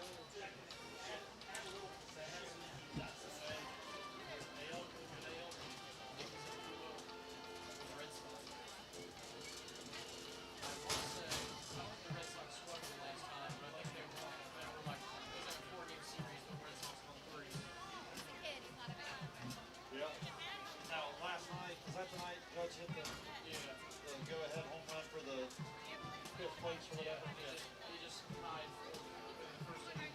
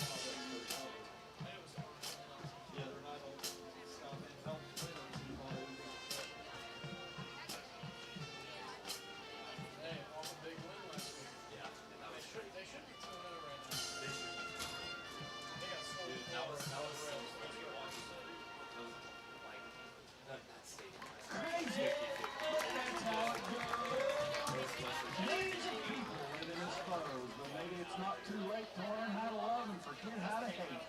Sing along as the Rock and Redstreaks go off the rails of the crazy train.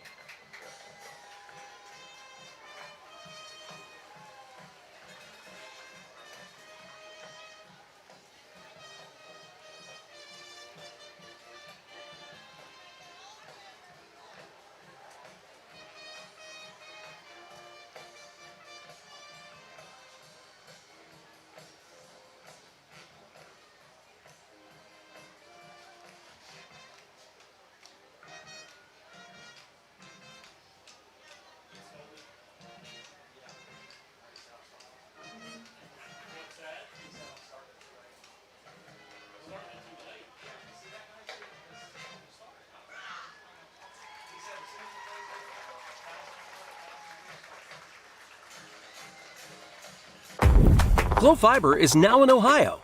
And with gig speed fiber internet, we're keeping things real. As in real, reliable speeds. Real people who really want to talk to you. Not to mention, real simple pricing. Switch to Glo Fiber today to get real fast, real reliable fiber internet and your first month free. Glo Fiber is here. Welcome to Glo Ohio. Call 1-833-WANT-GLO or visit glofiber.com to switch today.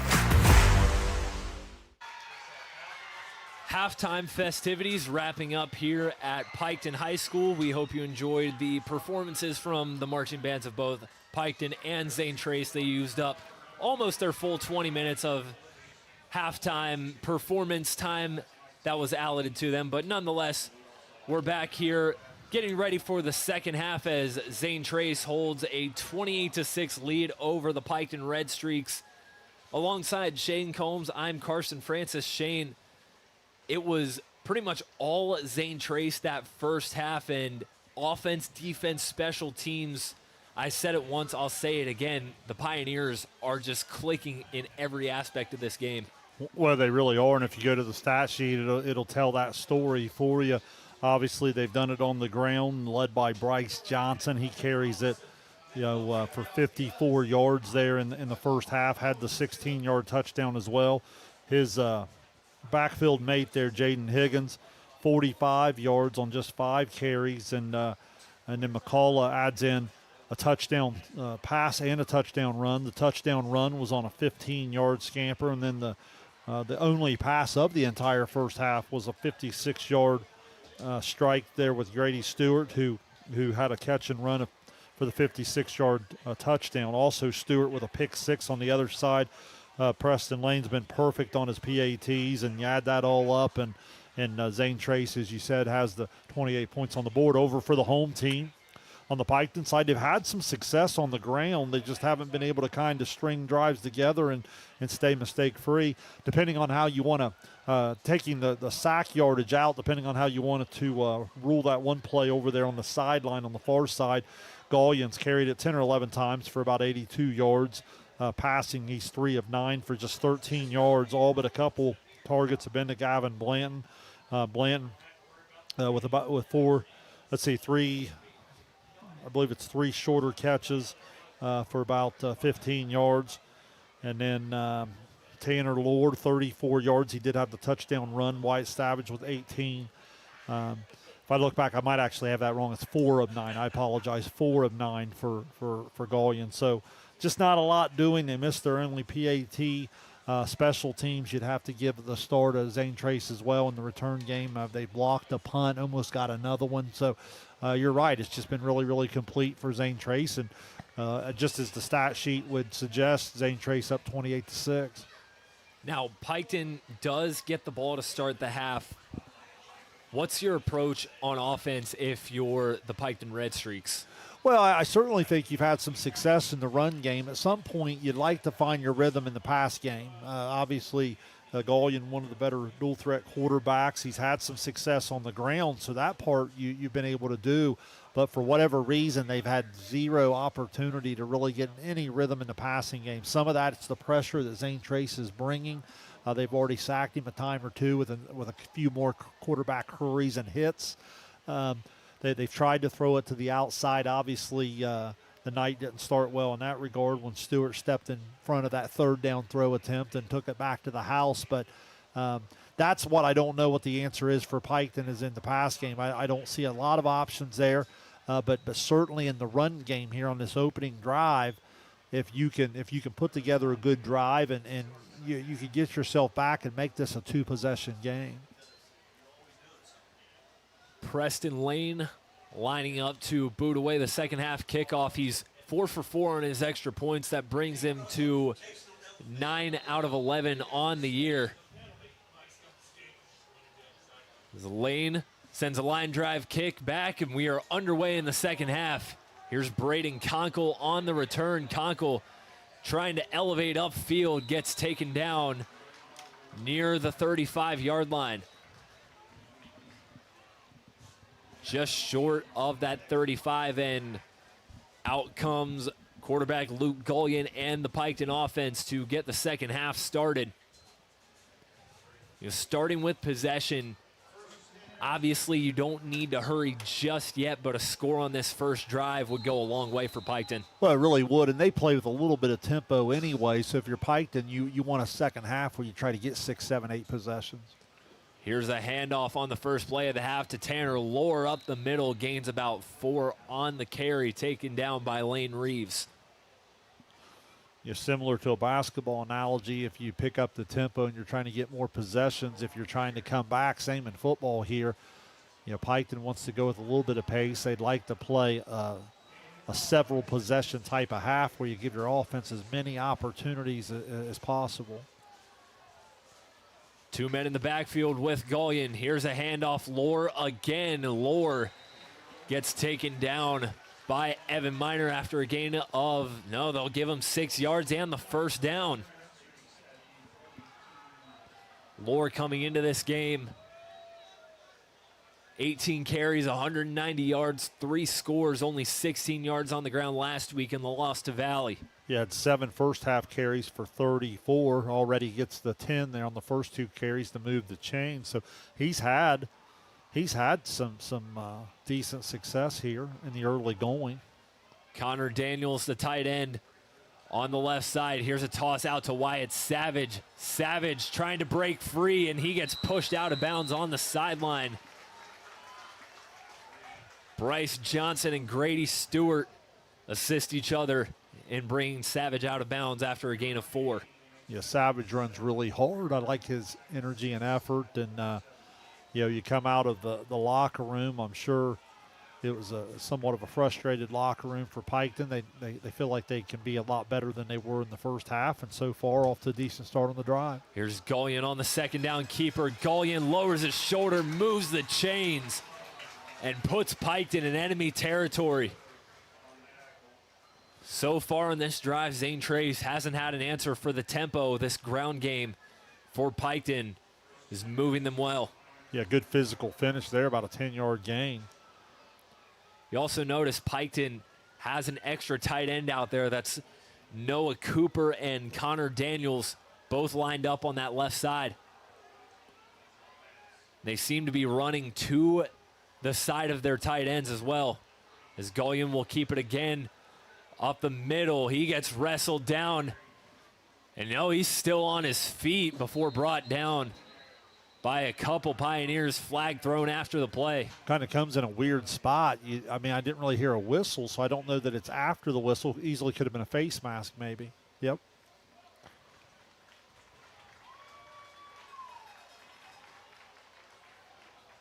And Carson, all that is sometimes is that extra effort. If you've watched the Piketon body language in comparison to the opening drive of the game, you can tell that Coach Gullion got their attention a little bit at the half.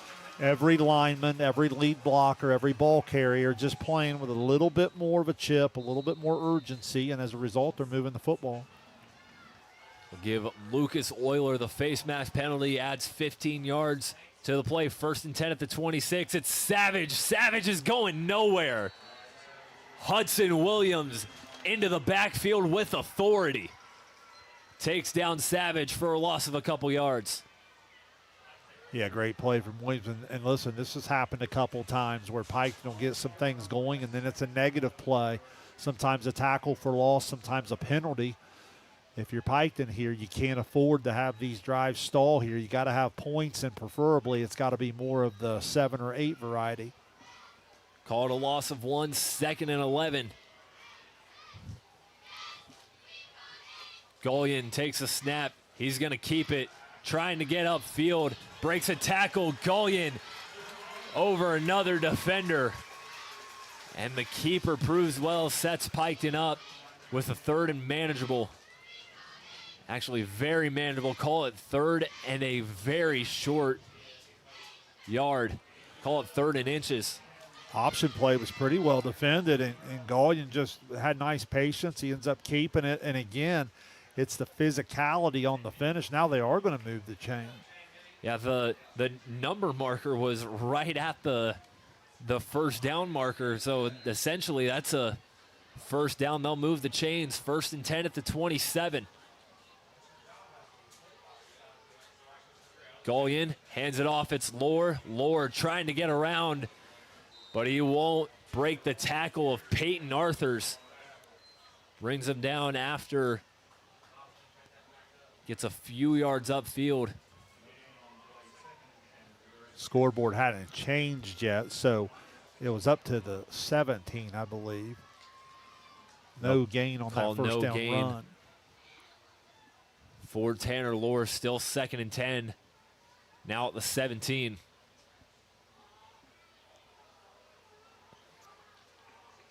Gullion fakes the give. He's going to keep it himself again. Gullion got tripped up after picking about 5 yards off the ground. That'll make it 3rd and 5. Savage will return for Lohr there. That time it was just a little read option. Gullion pulls it back out and runs right up the middle. Piketon keeping up the tempo. 3rd and 5. Gullion keeps it himself again. Tries to cut it back. He's stuffed in a pile and driven backwards. And that brings up another 4th down for the Piketon Redstreaks. Yeah, just a numbers game there. Zane Trace brought a little bit more. And covered the running back. Gullion tried to pull back. Now 4th and 5. All of this is for naught if you're unable to convert. So let's see here what Coach Gullion has in mind. Play clock still at 15, so still time. They'll call it 4th and 4 from the 11. Gullion in the shotgun, Savage to his left. Gullion drops back on the outside. It's picked off. Mason Hartley, and he's got nothing but grass. Hartley down the sideline.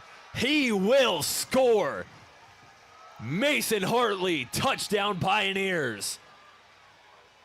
Outstanding hands from the defensive back. It's one of those situations on the 4th down play. It's going to be a turnover on downs anyway. But Hartley's like, hey, I can do one better than that. Goes ahead and makes a great hands play and then goes, what was that, about 90 yards on the sprint to the end zone. The 3rd interception on the year for the junior Mason Hartley, and the 2nd pick six for the Zane Trace defense.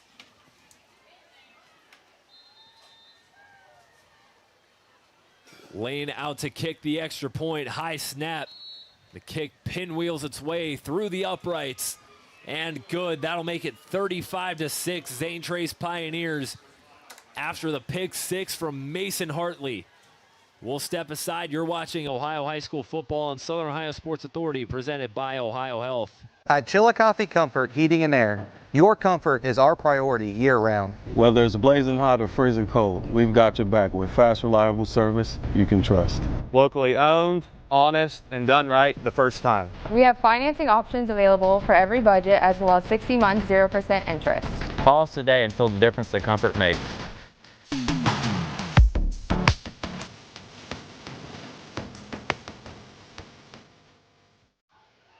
$35-6, your score from Piketon High School after an interception returned for a touchdown by Mason Hartley. His 3rd interception on the year, and this Zane Trace defense continuing to make big plays tonight, Shane. Yeah, they really are. I mean, they're on the 4th down play. He almost runs the route for him. It was just pretty much a single wide receiver out there, and makes the catch and takes it to the house. Now the kick returned by Gavin Blanton. Gavin Blanton upended at the 35, flag down behind him.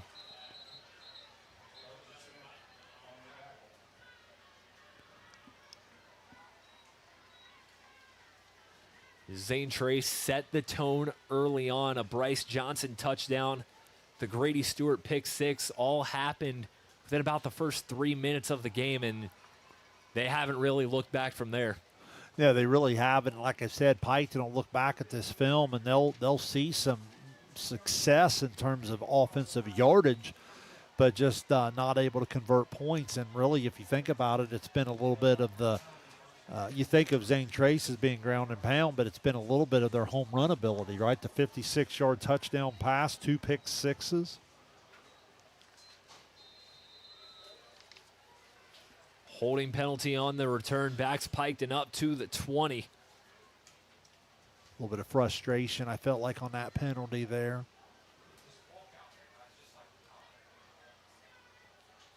Under 10 on the play clock.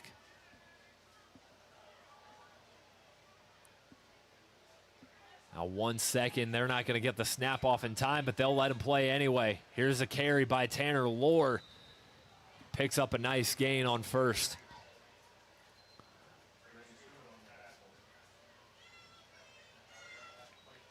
Yeah, it was interesting on the play clock. You know, I've had people tell me before, a lot of times they're keeping that there on the field too. Could have been a second off or so, or sometimes they look at it and they'll give you that extra second. Here's Gullion on the keeper. Gullion stopped at the line to gain. They will move the chains for a first down. Kind of goes back to the same thing we talked about coming out of the half. Between the 20s, Piketon's had some successful racking up some yards, especially in the run game. Now Gullion to throw on first down, intended for Blanton. It's high, and he can't haul it in. Hudson Williams was there to tackle him if he caught it.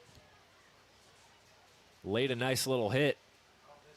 Zane Trace presents a lot of size up front there, you know, with Bauer going up there at about, 6 foot. Calls for the high throw several times on the Gullion to Blanton connection. 5:42 left in the third quarter. Here's a handoff to Tanner Lohr. Lohr up the middle. Gets a few yards before he's brought down from behind. It was Blake Payne making the stop. It's third down.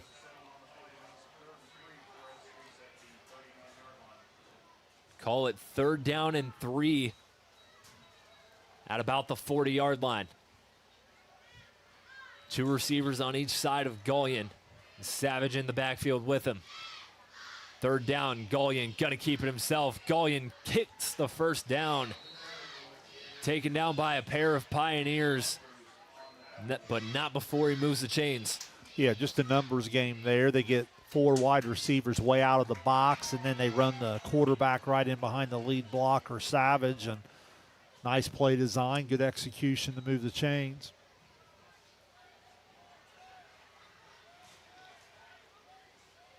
Piketon going with some tempo here, and why not? They kind of have to. 1st and 10 at the 48. Here's a toss out to Savage. Savage on the far sideline gets pushed out of bounds.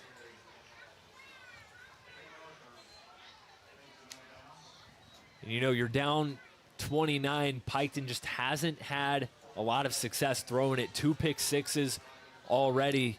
You know, your run game has only gotten you so far.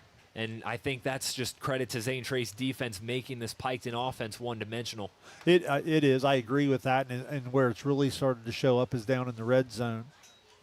Here's 2nd and 6. Gullion swings it out to Blanton on the outside. Blanton has got some room. Flag is down in the backfield.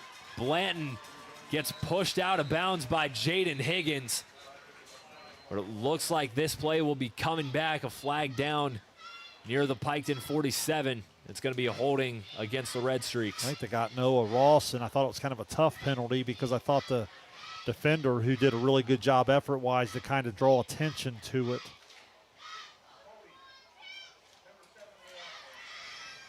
Yeah, that's exactly what it was. That's kind of a tough call, and it obviously negates their biggest pass play of the night.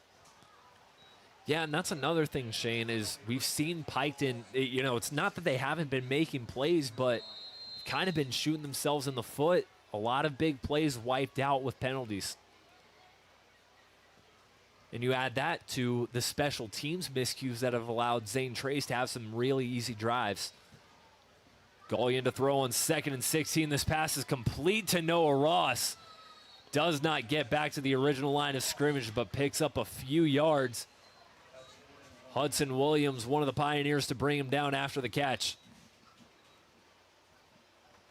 That'll make it 3rd and 13 at the 42. Yeah, you got to feel like, you know, obviously with the score, this is 2-down territory here because, I mean, if you're Piketon, you just don't know how many more chances you'll get. You've got to continue to try to compete and get some points on the board. Twins to the near side, 3rd and 13. Gullion dropping back. He's looking downfield, running out of time. Gullion flushed. Throws it downfield for Blanton, wide open on the sideline. And he hauls it in. Luke Gullion to Gavin Blanton, making something out of nothing. Originally good protection up front. They flush him out to the right side. Blanton does a good job of staying alive for his quarterback and a good throw down, and by far their biggest gain of the night through the air. Now 1st and 10 at the 22. Here's a handoff to Savage. Savage breaks through the pile in the middle and gets tripped down at the 15.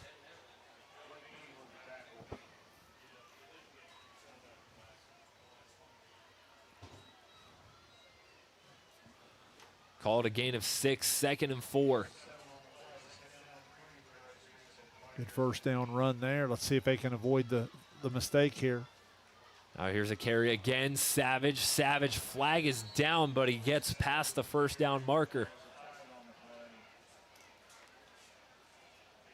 And again, gonna have what would have been a almost first and goal situation coming all the way back, and you're going to take a second and really good down and distance, and you're going to turn it into second and long.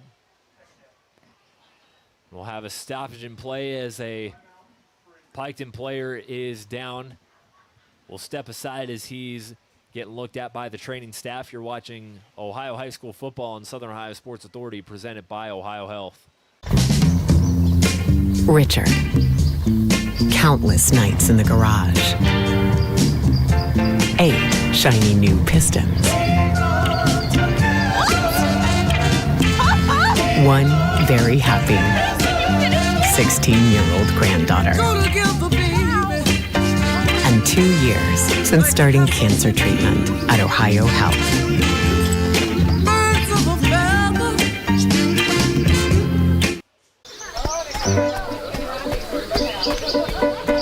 Mark.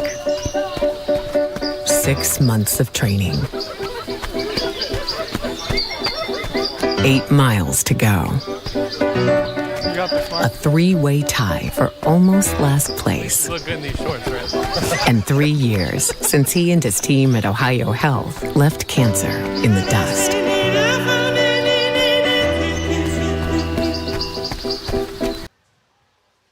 .301 left here in the first quarter, no, it's the third quarter. We're thinking, I was reading some halftime updates from games around the area, and I just read what I was thinking from earlier. And while we're on the subject of halftime updates, elsewhere in the SVC, it is Unioto ahead of Huntington 27-7. It's a game we talked about earlier today. 2nd and 13 after the penalty. Gullion going to roll out to the near side. He's trying to look downfield, being chased down from behind. And he's shoved out of bounds. Bryce Johnson and Lucas Euler able to corner him and chase him out.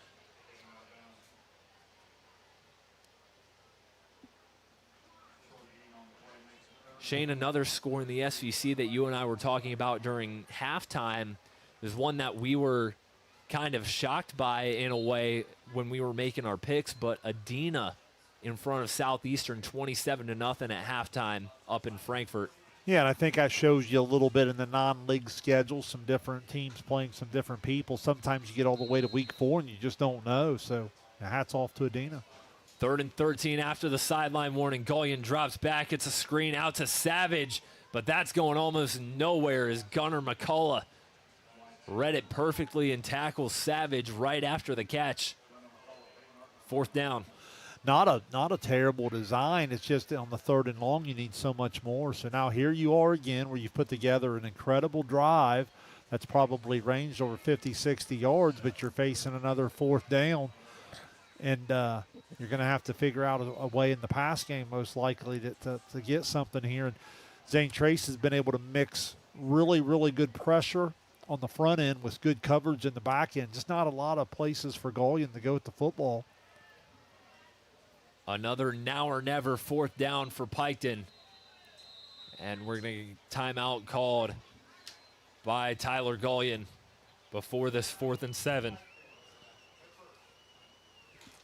Want to make sure you have your formation lined up properly, and especially after you're in a 4th down in the red zone the last time you threw a pick, want to make sure all your bases are covered. Yeah, in this situation, Zane Trace might bring a little bit of pressure, try to force the ball out.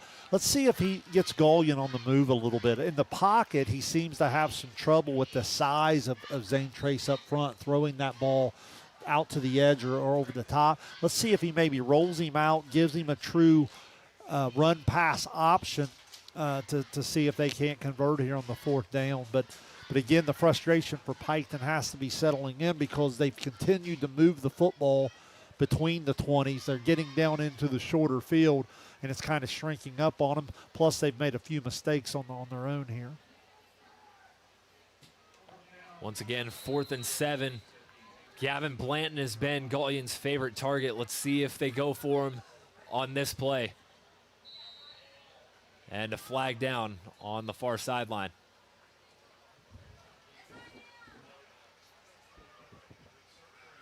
Far side official had movement over there.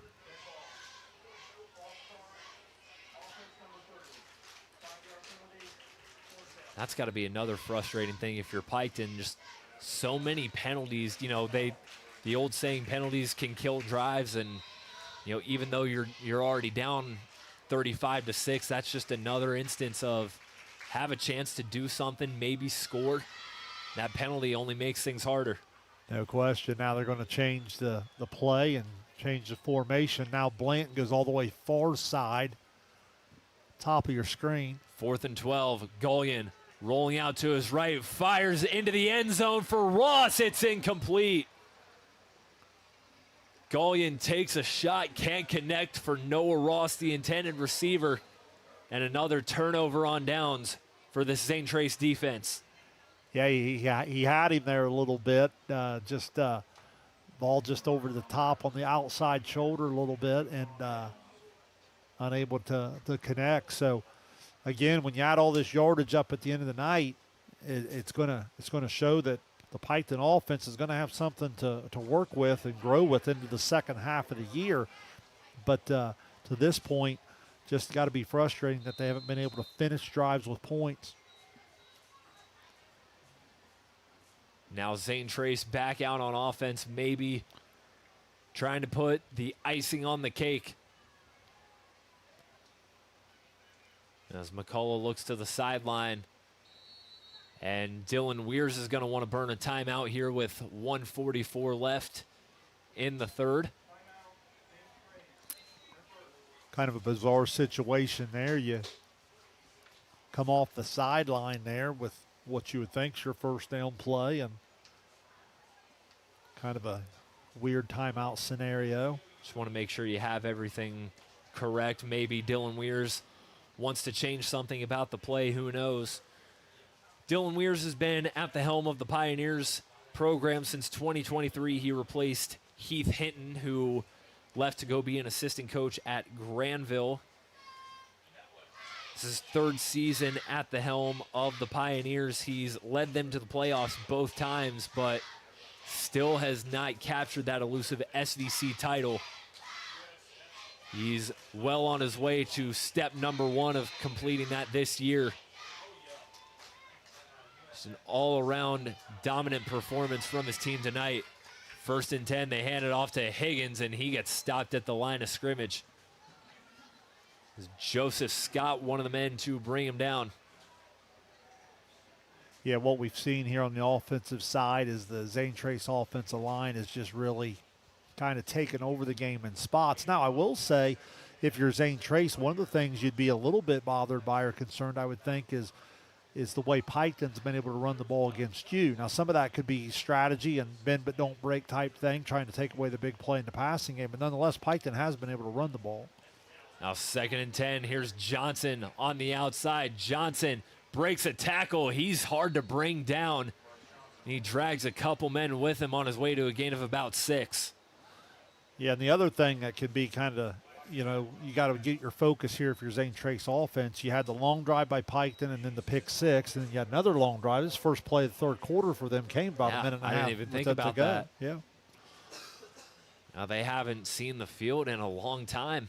Yeah, clock's ticking 36 and counting here, and they've just been able to run 2 offensive plays. 3rd and 4 for the Pioneers.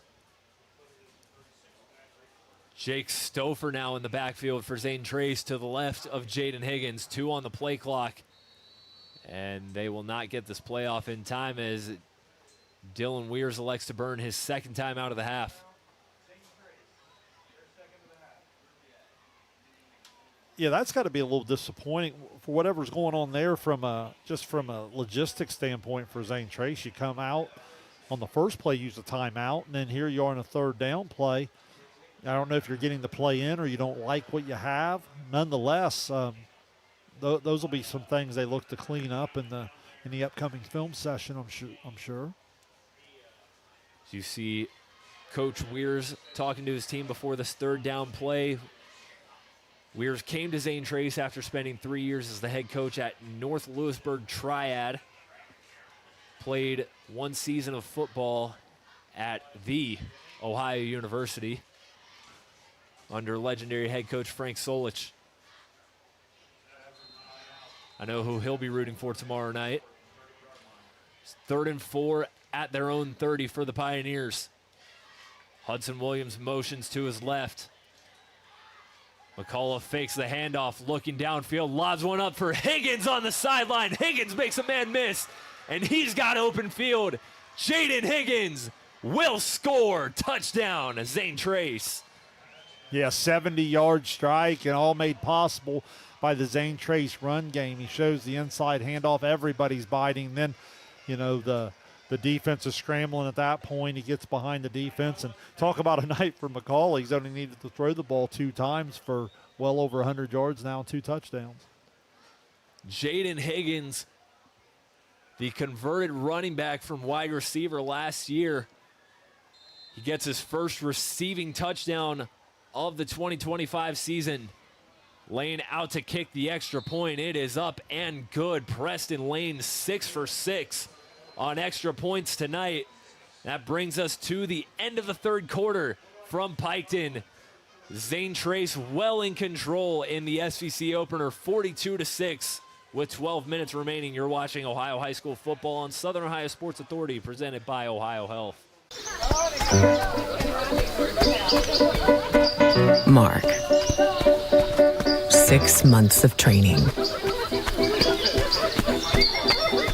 8 miles to go.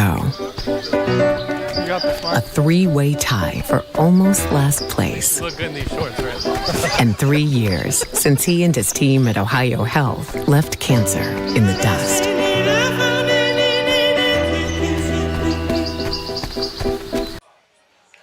Fourth quarter set to get underway from Piketon. The 70-yard passing touchdown from Gunnar McCullough to Jaden Higgins puts the Pioneers up 42-6 to cap off the 3rd quarter. We are now in running clock territory. On the official signal, the clock will start, and the clock will be running unless Piketon can get it back down to under 30. Lane boots it away. Kick is fielded by Conkle at the 15. Conkle trying to get to the outside. Conkle gets dropped. Grady Stewart lowering his shoulder and bringing Conkle down around the 25. Yeah, just can't say enough about how good the Zane Trace special teams have been tonight. Kickoff coverage has been really good. Kickoff return game in both situations, winning the battle of field position. We'll have a stoppage in play. I think we have a cramp down here on this near side. And tell who that is over there for Zane Trace. The training staff will take a look. Connor Smith was going to doctor him up there, and then the trainer stepped in and took over the duty. Gotta love teammates helping each other out. Smith trying to play a little doctor on the football field. Zane Trace next week will travel to Huntington to meet up with the Huntsman team that they beat pretty handily 42-6 last season. That was Grady Stewart cramping up on the play there. Meanwhile, Piketon doesn't get any easier here. They get Unioto next week at Unioto. Yeah, tough draw out of the gate here with Zane Trace Unioto, but again, if you're Piketon, you have a lot of things that you can take from this, and you feel like if you remain healthy and over these next couple weeks, I still think some of their best football's ahead of them into the second half. I don't think a winning season of 6-7 wins is out of the question, which at 7-3, I would think that they could still have a shot at the playoffs. So Tyler Gullion clearing his bench as some backups get some reps. There's a carry by the junior Marquise Robinson. Gain of a few yards. You mentioned the running clock. You know, there's still a handful of things they'll stop it for. Obviously, the injury was one of them here, but now that the game gets rolling, out of bounds, incomplete, anything, that clock will continue to roll, so this 11 minutes will not take long. Braylon Oliver, the new quarterback, taking snaps for the Redstreaks. Oliver going to keep it himself. He's upended and dropped backwards. Blake Brower, one of the guys who was there first. Yeah, still a couple ones there for Zane Trace up front. It looks like slowly but surely they're getting more and more in the game here. There, Brower checks out. He was outstanding tonight. I thought he was just an absolute problem for Piketon there on the defensive line. Still 3rd and 5 at their own 30 for Piketon.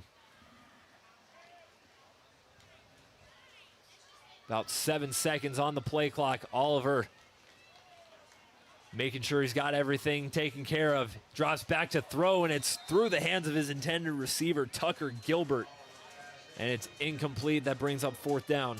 Yeah, tried to run a little clear out route. I mean, the catch probably wasn't enough to get it, but they were hoping to be able to clear the defense out and turn upfield there, and they're just unable to connect. See what they decide to do on 4th down. You might as well go and get your offensive reps.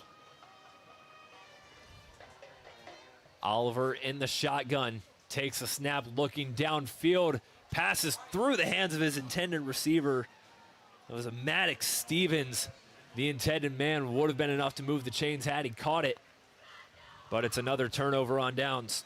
You know, Carson, I always felt like over the years, Coach Gaulion's been one of my favorite interviews. I always enjoy how insightful he is on a Friday night win or lose. And I would love to talk to him tonight just to see. I feel like as I've watched him coach offense over the years, the one problem he's got to be a little bit frustrated with is finding some different guys that can consistently catch the football as well. Obviously, the past game tonight, it's been, at times a quarterback off target, at times way too much pressure in his face, a couple drops. But again, I know he'd like to be a little bit more balanced, at least with some short passing game. But the run game has been a little bit of a bright spot for Piketon. Now Zane Trace emptying out their bench here. It's Bryson Payne, the new quarterback. Payne up the middle on the keeper, picks up about 5 yards. Good opportunity for both teams to, in a long season here, to just kind of shrink the game a little bit. This is why I kind of like the running clock, if I'm being honest. You get to the 4th quarter here, this game's been decided.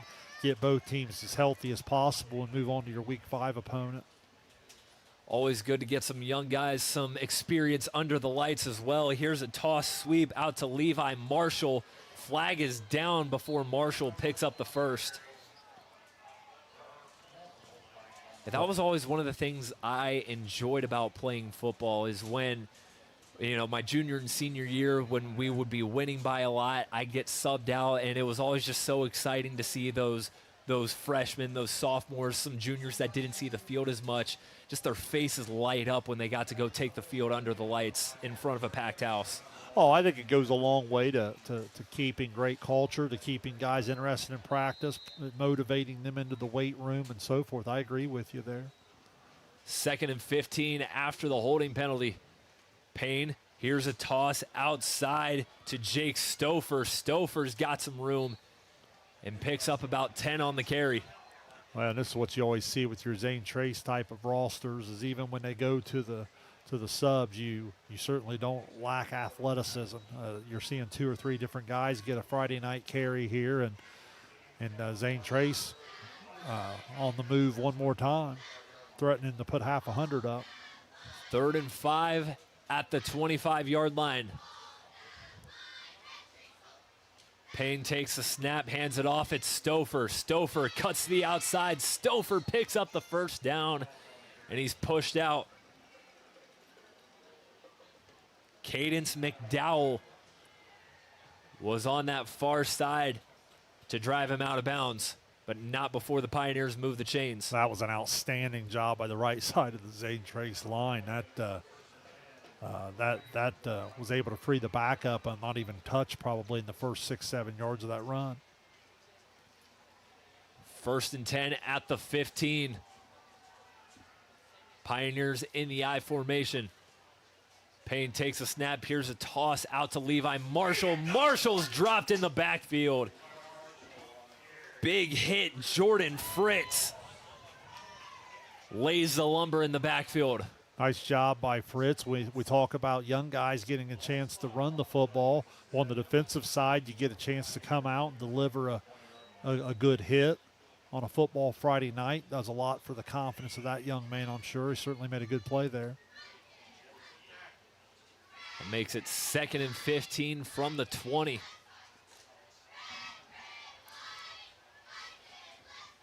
One man out wide for the Pioneers. Payne takes a snap. Here's a toss again to Marshall, this time going opposite side. Marshall's got nowhere to go. Taken down by Eli Williams and Wyatt Brownfield on the stop. Makes it 3rd down.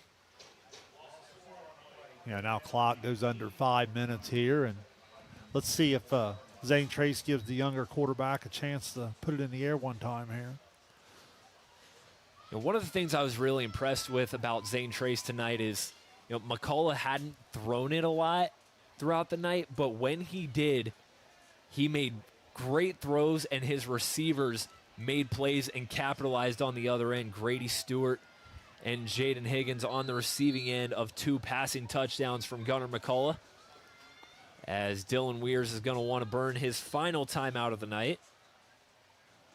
Well, Carson, to that point, you know, so many of those guys you're talking about, those are elite athletes, and again, they're going to kind of do what they do on the ground and behind that offensive line of great backs, but make no mistake about it, if they get in a situation where they need to throw it a little bit more, they certainly can. You're talking about athletes like McCullough and Stewart and Higgins. You're talking about guys throughout 2, 3, even 4 sports sometimes where they double up on sport of all league, all district caliber athletes. So, yeah, make no mistake about it.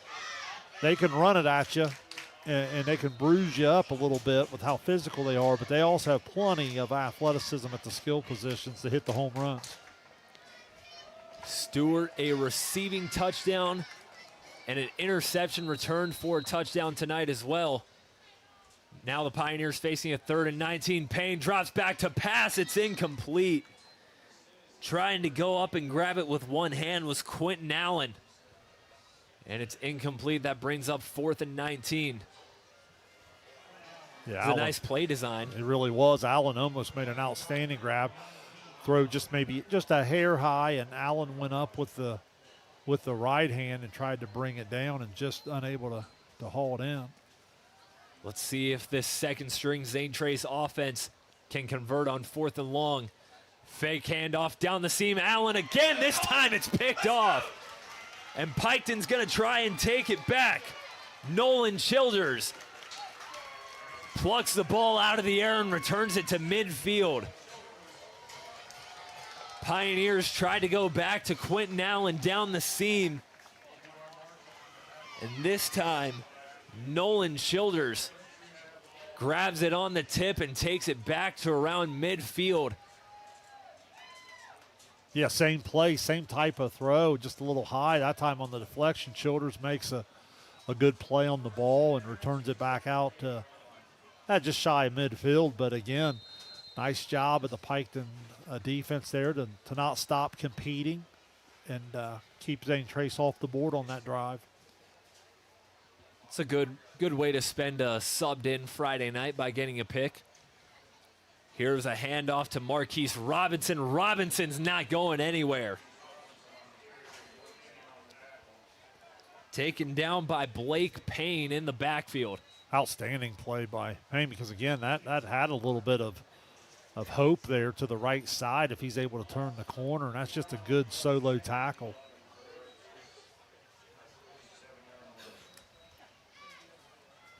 Zane Trace on its way to 3-1 on the season and their 4th straight win over the Piketon Redstreaks. Here's the keeper on 2nd down by Oliver. Oliver gets past midfield before he's dropped, call it a gain of about 4 or 5. Coming up on about 2 minutes here. Piketon probably get another, I say 4 or 5 snaps, depending on how much pace they play with. Oliver in the shotgun on 3rd and 7, trips to his right side. Minute 45 to go. Oliver rolling out. He's got a man on the sideline. It's complete. And pushed out of bounds by a couple Pioneers. Tucker Gilbert on the catch. Not enough to move the chains, however. And it's not. So now you're going to have to be able to convert, obviously, on 4th down to keep the drive alive. As Piketon goes down and tries to get something on the board here. Going to be about 4th and we'll call it a long 4.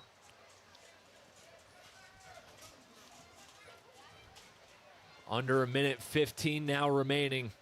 Could be the last offensive play for the Redstreaks tonight. 10 on the play clock. 4th and 5. Oliver looking downfield. That pass is through the hands of his intended receiver, Tristan Bodeker. And another turnover on downs. And Zane Trace will just have to take a knee, and this game is over.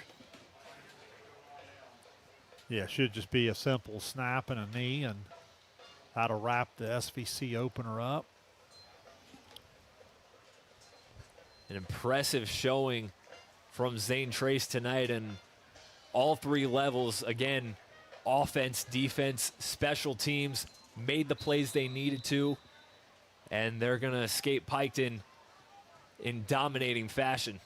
Yeah, well, Zane Trace has got all the ingredients. The way they play certainly will travel well into week 11, 12 if they get the opportunity to do that. But, I mean, I know they've got some regular season goals as well, and this was a nice start here in week 4 to doing that here in the SVC. The Pioneers do not have to run another play, as that's your ball game.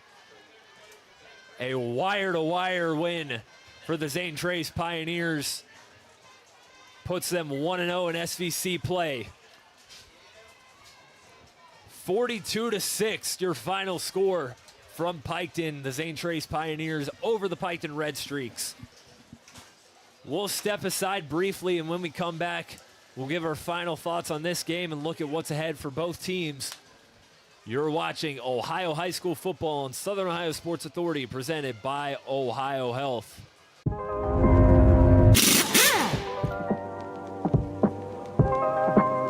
Hey, Mike Glockner here from the Glockner family of dealerships. Want to talk to you about our express service that we offer at every Glockner location. Did you know that you don't need an appointment if you need a routine service done to your vehicle? All you have to do is show up. No appointment necessary. Stop by and let us serve you at any Glockner location today. Back here at Piketon High School, your final score, the Zane Trace Pioneers dominate the Piketon Redstreaks to start SVC play 42-6. Your final score. Carson Francis along with Shane Combs. Shane, we said it all night, but this was all Pioneers from the start, and a great way to start your league competition. Yeah, it really was. Complete's the word I would use. When you look at all the phases as a football coach, that's where you want to see your group impact the game in all 3 phases, and they did that tonight. They did it with special teams. It was in their return game. It was in their kickoff coverage. Even their punt group got a chance to get in and get a hand on one, and what that did was it set the table with field position.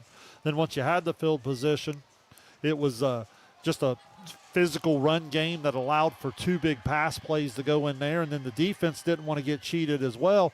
Even though they did give up some yards throughout the evening, they come up with the 2 big pick sixes and get involved in the scoring themselves. So, yeah, complete is the word I would use for sure. Yeah, for Zane Trace, I mean, again, you start with a great kickoff return from Jaden Higgins. You feed your run game. Bryce Johnson scores you the opening touchdown. You turn around. Grady Stewart comes up with a pick 6. Never looked back from there. And, this was, especially coming off that loss last week, this is definitely a big confidence booster for this Pioneers team going into the rest of SVC play. Well, it is, and I think it's a film that goes out there now, the way films get shared out there and so forth. I think it's a film that really could keep some defensive coordinators up at night, because you're sitting there watching this offensive line go to work, and they're impressive. So you've got the physicality of Johnson, you've got the athleticism of Higgins, even McCullough in the run game. But then, as you said, the 2 times they decided to throw it tonight, it looked like that, here's a guy that could probably throw for 300 yards if given the opportunity. So they have the big pass plays and so forth. So, yeah, they just have a lot of ways they can beat you. And again, it starts with great play up front. And if you can't match up with Zane Trace in the trenches, it's going to be a long Friday night for you. And for Piketon, definitely a showing to forget, but a lot of learning experiences as well. You played a really good Zane Trace team, but you got to think there were a lot of times where Piketon was shooting themselves in the foot with penalties and, obviously the turnovers. You had 2 pick sixes tonight. Just some self-inflicted wounds on the end of the Redstreaks. Well, look, Piketon's program is far past moral victories. They're a program that's been there and done that in recent years, and I still think this is a football team that's a 7-3 style football team that's going to have a really, really good year. Tonight they were just outmatched and they got off to a nightmare start. When you start to add up the yardage, I think Gaulian ran for over 100 yards unofficially on my sheet, and then Tanner Lohr up over right around 50 yards, and but it just didn't finish in the red zone. So when they watch the film, they're going to be able to go to some different things, and they're going to be able to say, we did this well and we did this well. But at the end of the day, you can't turn the football over. You certainly can't turn it over in terms of that live ball going the other way for 2 pick sixes. And then when you get in the red zone, you got to come away with some points, and tonight they just were unable to do so. Both of these teams will resume SVC play next week. Piketon traveling to Unioto, while the Zane Trace Pioneers will travel to the Township for a matchup with the Huntington Huntsmen. One final time from Piketon High School, it's the Zane Trace Pioneers 42-6 over the Piketon Redstreaks. They start SVC play 1-0, improve their overall record to 3-1. From Kenneth Hay, our cameraman, and Shane Combs, I am Carson Francis. We thank you for tuning in to tonight's presentation of Ohio High School football on Southern Ohio Sports Authority, presented by Ohio Health. Be sure to tune in to the Haynes Total Healthcare Coaches Collins Show, presented by Edward Jones, with John Bruce and Jeff Miller later tonight. We thank you for tuning in to tonight's coverage. Enjoy the rest of your evening.